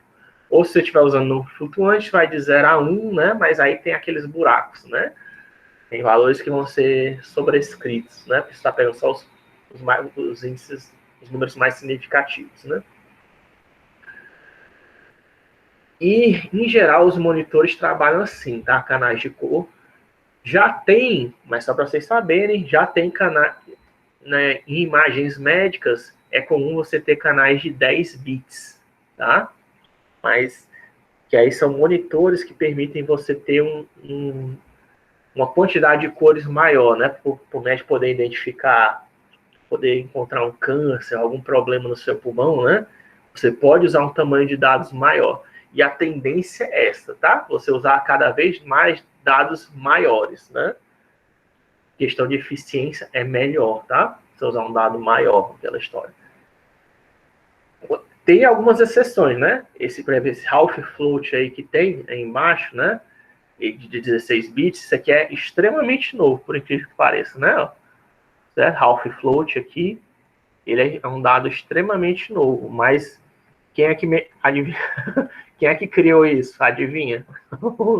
Os engenheiros, né? Os engenheiros não estão muito interessados com precisão, né? Parece. Então, eles criaram isso aqui porque é mais rápido, né? Um dado menor. Você consegue fazer mais operações de dados flutuantes, né? Ele tende a ser mais rápido, né? Em comparação aos dados feitos. Isso aí é uma exceção, tá? Operações em ponto flutuante são mais lentas, tá? De se fazer em geral. Tem muita gente que diz, não, recentemente isso não é mais verdade. Continua a mesma coisa, tá? Tem gente que diz que não, mas eu estou dizendo para vocês que continua, que é verdade, certo? Operações de ponto flutuante são mais lentas do que operações com inteiros, com esses dados aqui, certo? Todos esses dados aqui, com exceção do booleano, é porque você está perdendo eficiência, você está tentando mexer só com bit, mas GL byte, unsigned byte, short, unsigned short, GL int, unsigned int, isso aqui são dados que são rápidos de serem usados, tá? Porque eles têm uma interpretação fácil de fazer. Cada valor usa a base binária, né? Cada valor ali do 0 é uma casa decimal da base binária e você não precisa nem converter para isso. É uma maneira natural que o computador interpreta os dados, tá? Então, números inteiros, números ou bytes, caracteres de texto também, eles são interpretados naturalmente pelo computador. Para você usar números de ponto flutuante, que você está usando notação científica, o computador tem que fazer um processamento, né? De ver quem é a base, de quem é o expoente, né?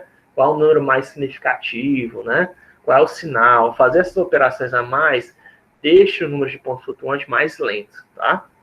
E aí, por isso, eles criaram esse negócio de half float, que aí usa metade do tamanho para ver se fica um pouquinho mais rápido, né? A operação com pontos flutuantes. Inclusive, antigamente e atualmente, ainda é usado para você medir a quantidade de operações de uma placa de vídeo. O pessoal usa a quantidade de flops, né? Operações em ponto flutuante. Vocês vão ver em algum momento da vida de vocês, de flops. Que é contar o número a quantidade de número de operações. A quantidade de operações de ponto flutuante que o processador faz em um determinado momento. Isso é usado, inclusive, para comparar placas de vídeo. Não somente placas de vídeo, tá? Mas questão de eficiência, isso é uma medida de eficiência, inclusive, que existe, de benchmark, é você contar quantas operações de ponto flutuante o computador consegue fazer por segundo. certo? Porque inteiro é natural, é normal, certo? Os dados mais rápidos de você trabalhar são e sempre serão provavelmente inteiros, né? Porque senão não tem que fazer nenhuma interpretação dos dados, né? Trabalhar com texto você está lidando com inteiros, mas tem que ter uma interpretaçãozinha, né? De ver que aquele número 65 é o A, né? O número 66 é o B. Essa interpretação dos dados, tudo que você tem que dizer para o computador interpretar, torna mais lento, tá? Float tem que ter uma interpretação, porque tem que pegar, né, quem é o número mais significativo, quem é a base, quem é o expoente, blá, blá, blá, blá, blá. Como tem que fazer essa interpretação, flutuante é mais lento. Inteiro não tem que fazer interpretação nenhuma, tá? Seja com sinal, seja short, seja byte, você não faz interpretação nenhuma. Você usa os dados as is, né? Como eles são. É o dado que o computador entende. O computador é uma calculadora e aqueles são números que ele está mexendo. Então aquilo ali é rápido que só. E não tem nem consciência que eu falei para vocês na aula passada, né? Eu não tenho que pensar, isso aqui é a minha língua, né? É a minha língua natural. Você está falando em português comigo, eu falo português, você está falando português, e eu não tenho que raciocinar em nada, né?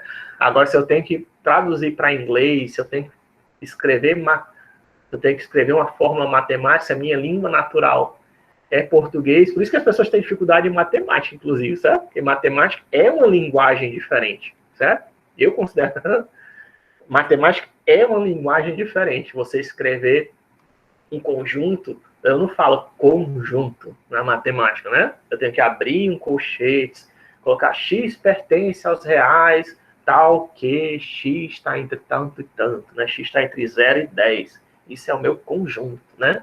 Você escrever essa notação, tem uma notação própria, né? Inclusive, escrever aquela notação matemática, que inclusive, né?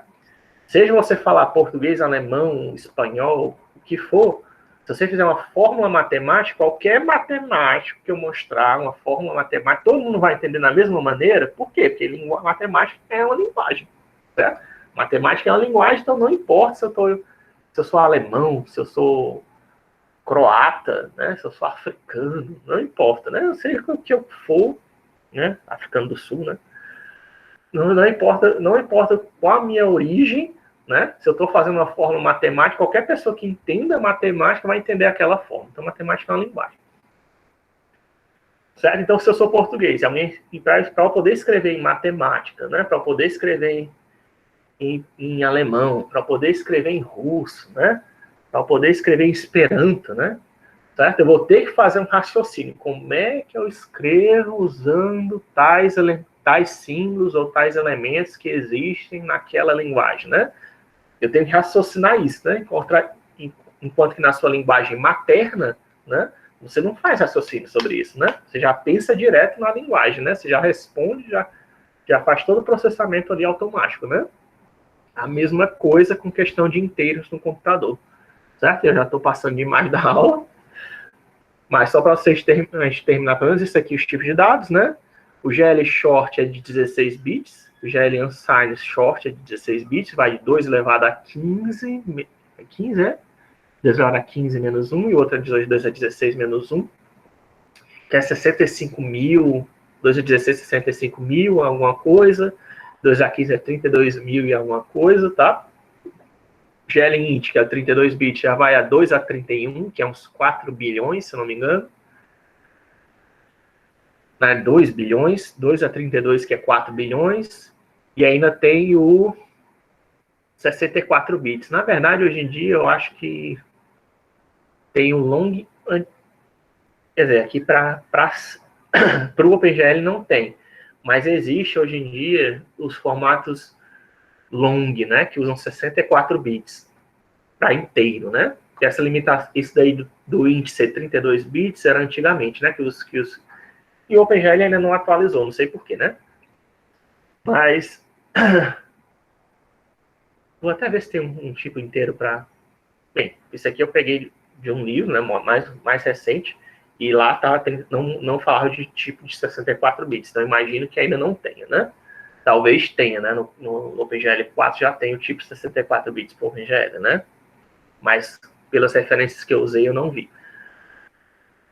Mas nas linguagens de programação tem, tá? Esse tipo de glint. Ou tem o tal do long int, que é 64 bits, né? Ou alguma coisa equivalente, que representa um int maior, ou então o int em si, o tipo int em si, de inteiros, não armazena mais só 32 bits, armazena 64 bits, que aí no caso é elevado a 2, menos 2 elevado a 63, até 2 elevado a 63 menos 1, ou então 0 elevado a 2 elevado a 64 menos 1, tá? Que aí já é um número gigantesco aí que eu não sei nem pronunciar, né? É bastante coisa, tá?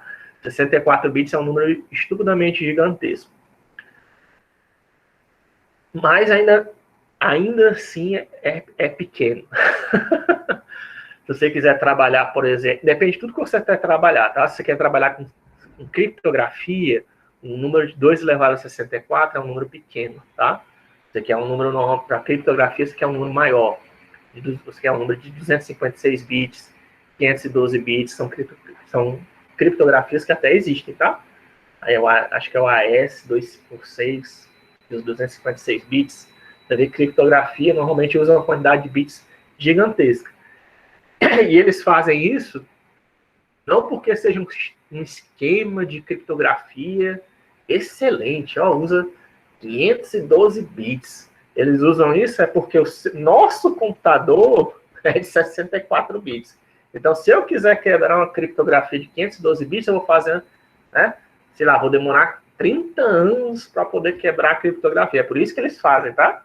De limitação tecnológica. Não é porque seja difícil, não. É porque você precisa de um computador que seja equivalente, né? Consiga lidar com essa quantidade, para lidar com um número gigantesco, certo? Se vocês forem trabalhar com números grandes, pelo motivo que for, então ver que para fazer cálculos, às vezes numéricos, em tipos números grandes, é muito pesado, ó. É pesado que só, porque você já não consegue trabalhar com... Nesse caso aqui, quando tem um número de, no máximo, se meu sistema operacional trabalha com 64 bits, quer dizer que existe um hardware nele que é feito para trabalhar com 64 bits. Aquela história que eu falei aqui, eu sei que eu dei um tempo para isso, mas para vocês poderem gravar isso na cabeça de vocês. Se meu computador trabalha com 64 bits e a linguagem dele é inteira, né, são números inteiros, essa é a linguagem natural do computador, são números inteiros, ou números naturais, né? Eu consigo processar qualquer número de 64 bits num instante, tá? Rapidinho, é um clock, é um tick do clock do processador da CPU, que faz, sei lá, bilhões de ticks por segundo, né? Tá? Num instante eu faço isso. Agora, se eu pego um número que é maior, que não cabe nesses 64 bits, aí já lascou, tá? Porque aí você vai ter que quebrar o número, né? Ou você vai ter que interpretar manualmente o que cada parte daquele número significa. Aí você já começa a ficar pesado, tá? E aí, conforme o número vai ficando cada vez maior, né? É mais partes que você vai ter que quebrar o número, você vai ter que dizer como aquelas partes se relacionam, e começa a ficar cada vez mais pesado o seu computador. Não quer dizer que é impossível, tá? Mas você vai ver que mesmo se for lidar com inteiro, se for um inteiro maior do que esse tamanho que está especificado aí, começa a ficar pesado, tá? Tem até, quem for fazer maratona de programação, tem até problemas de maratona de programação baseados nisso, né? Para você lidar com números grandes, porque é difícil, né? Faça soma com um número, ele coloca um número gigantesco, né? Faça a soma de dois números gigantescos, né? E aí você fica, a soma é fácil, né? Aí você vai ver que, né, um número é gigantesco que não cabe na memória desse computador, né? Certo? Enfim. Então, esses são os inteiros e os números de pontos flutuantes, que é esse aí, o half float, o float e o double, né? O half float é novo, tá? Mas aí vocês vão ver que eu não coloco um intervalo, né? Embora eu coloque o chip, que é 16 bits, 32 bits, 64 bits. Existe até de 128, tá? Double de 128 já existe para alguns compiladores fazem esse processamento. Só que ele não está usando o hardware do seu computador, tenha sempre isso em mente, tá? Eu estou usando um tipo de dado em uma determinada linguagem, seja qual for, que diz que é de 256 bits, né? Mas se o seu computador é de 64 bits, quer dizer o quê? Que ele está fazendo todo esse processamento na memória RAM, né, na CPU. Ele não tá usando o hardware do seu computador para fazer aquele cálculo. Quer dizer que é o quê? Que é mais lento, tá? Ele não está usando puramente o hardware do seu computador para fazer isso. Você pegar um tipo de dado maior do que isso, né? Maior do que 64, já que todos os sistemas operacionais em geral são 64 bits. Quer dizer que não existe nenhum computador no mundo, professor, de 256 bits? Não, não estou dizendo isso, tá? Provavelmente existe. Só que são usados o quê? Pelas empresas, né? Para fazer justamente criptografia, para poder calcular uns números gigantescos que a gente não consiga mexer, né? Certamente existe. Aliás, a placa de vídeo, sua placa de vídeo, você vai ver que o barramento dela não é só de 64 bits. O barramento de qualquer placa de vídeo, em geral, é, sei lá, 128, é 256, é 512, pode ser até 1000, eu já vi, já. Acho que não sei se é a 1080, ela tem um barramento gigantesco, tá? Para lidar com dados de uma vez só. O máximo, né, que dá. Só que aí tem aquela questão do gargalo, né? Não adianta sua placa de vídeo ser, sei lá, 1024 bits, a placa-mãe é 32 bits, né? Aí tem aquele negócio, né? Por isso que é bom, então, se tem uma placa de 1024 bits, sei lá, num 1K, né? É 1K bit, né? Tem uma placa-mãe com um barramento de 1K bit, numa placa-mãe de 32 bits, tem uma placa de vídeo de 1K bit, uma placa-mãe de 32 bits, o ideal é você copiar todos os dados que você quiser logo para a placa-mãe, para a placa de vídeo, né? Que a placa de vídeo vai poder processar aquilo muito mais rápido do que a sua CPU, né? Enfim. Certo? Então, por isso aqui a gente... E aí, nesse caso aqui, eu esqueci de falar, a questão é variado, né, por causa disso, porque usa notação científica, não dá para dizer o intervalo exato, e ainda tem essa história de normal e subnormal, tá? Porque normal está usando... Os números de pontos flutuantes normalizados são aqueles que usam a notação científica, né? Mas também existe o subnormal que não usa a notação científica, tá? Que os engenheiros tiveram a ideia de pegar algumas partes dos dados,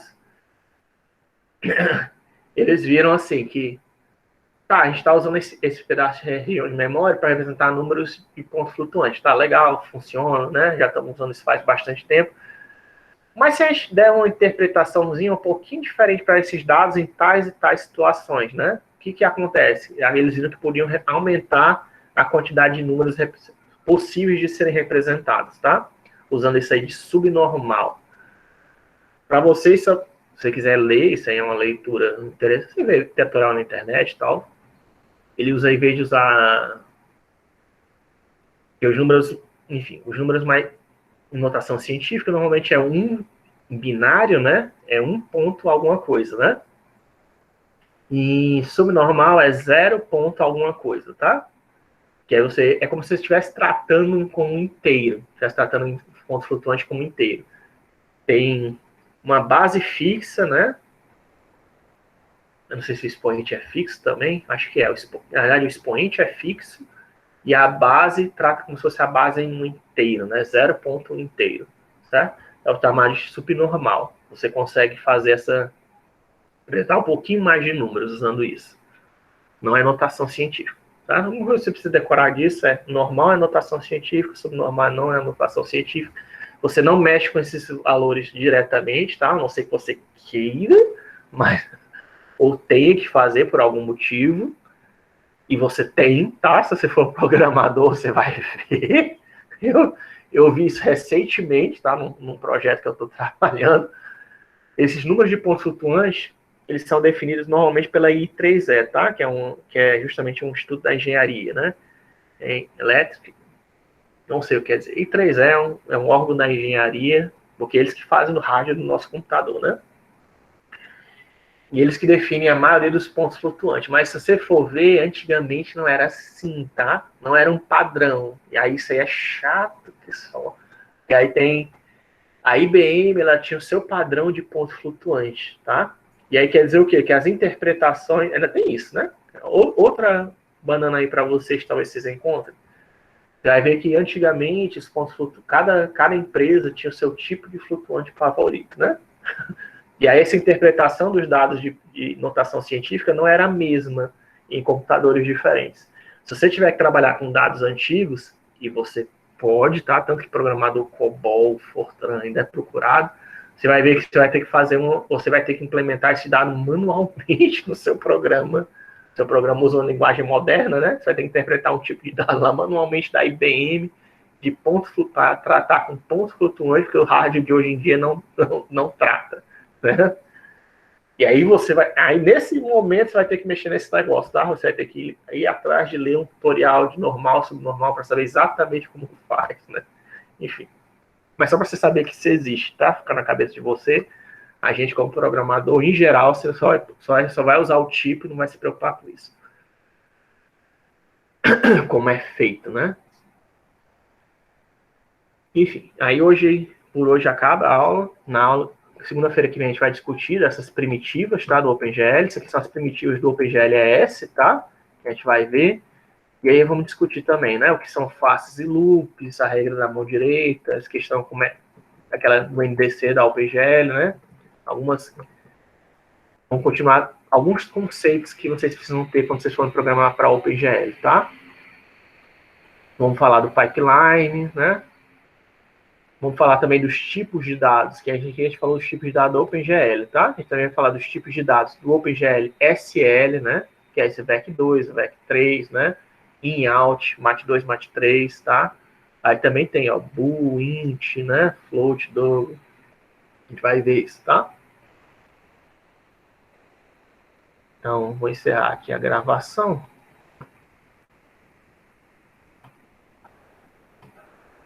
E vou disponibilizar esses programas, né? Para vocês poderem pegar eles e usarem como referência para começar a fazer o programa de vocês, né?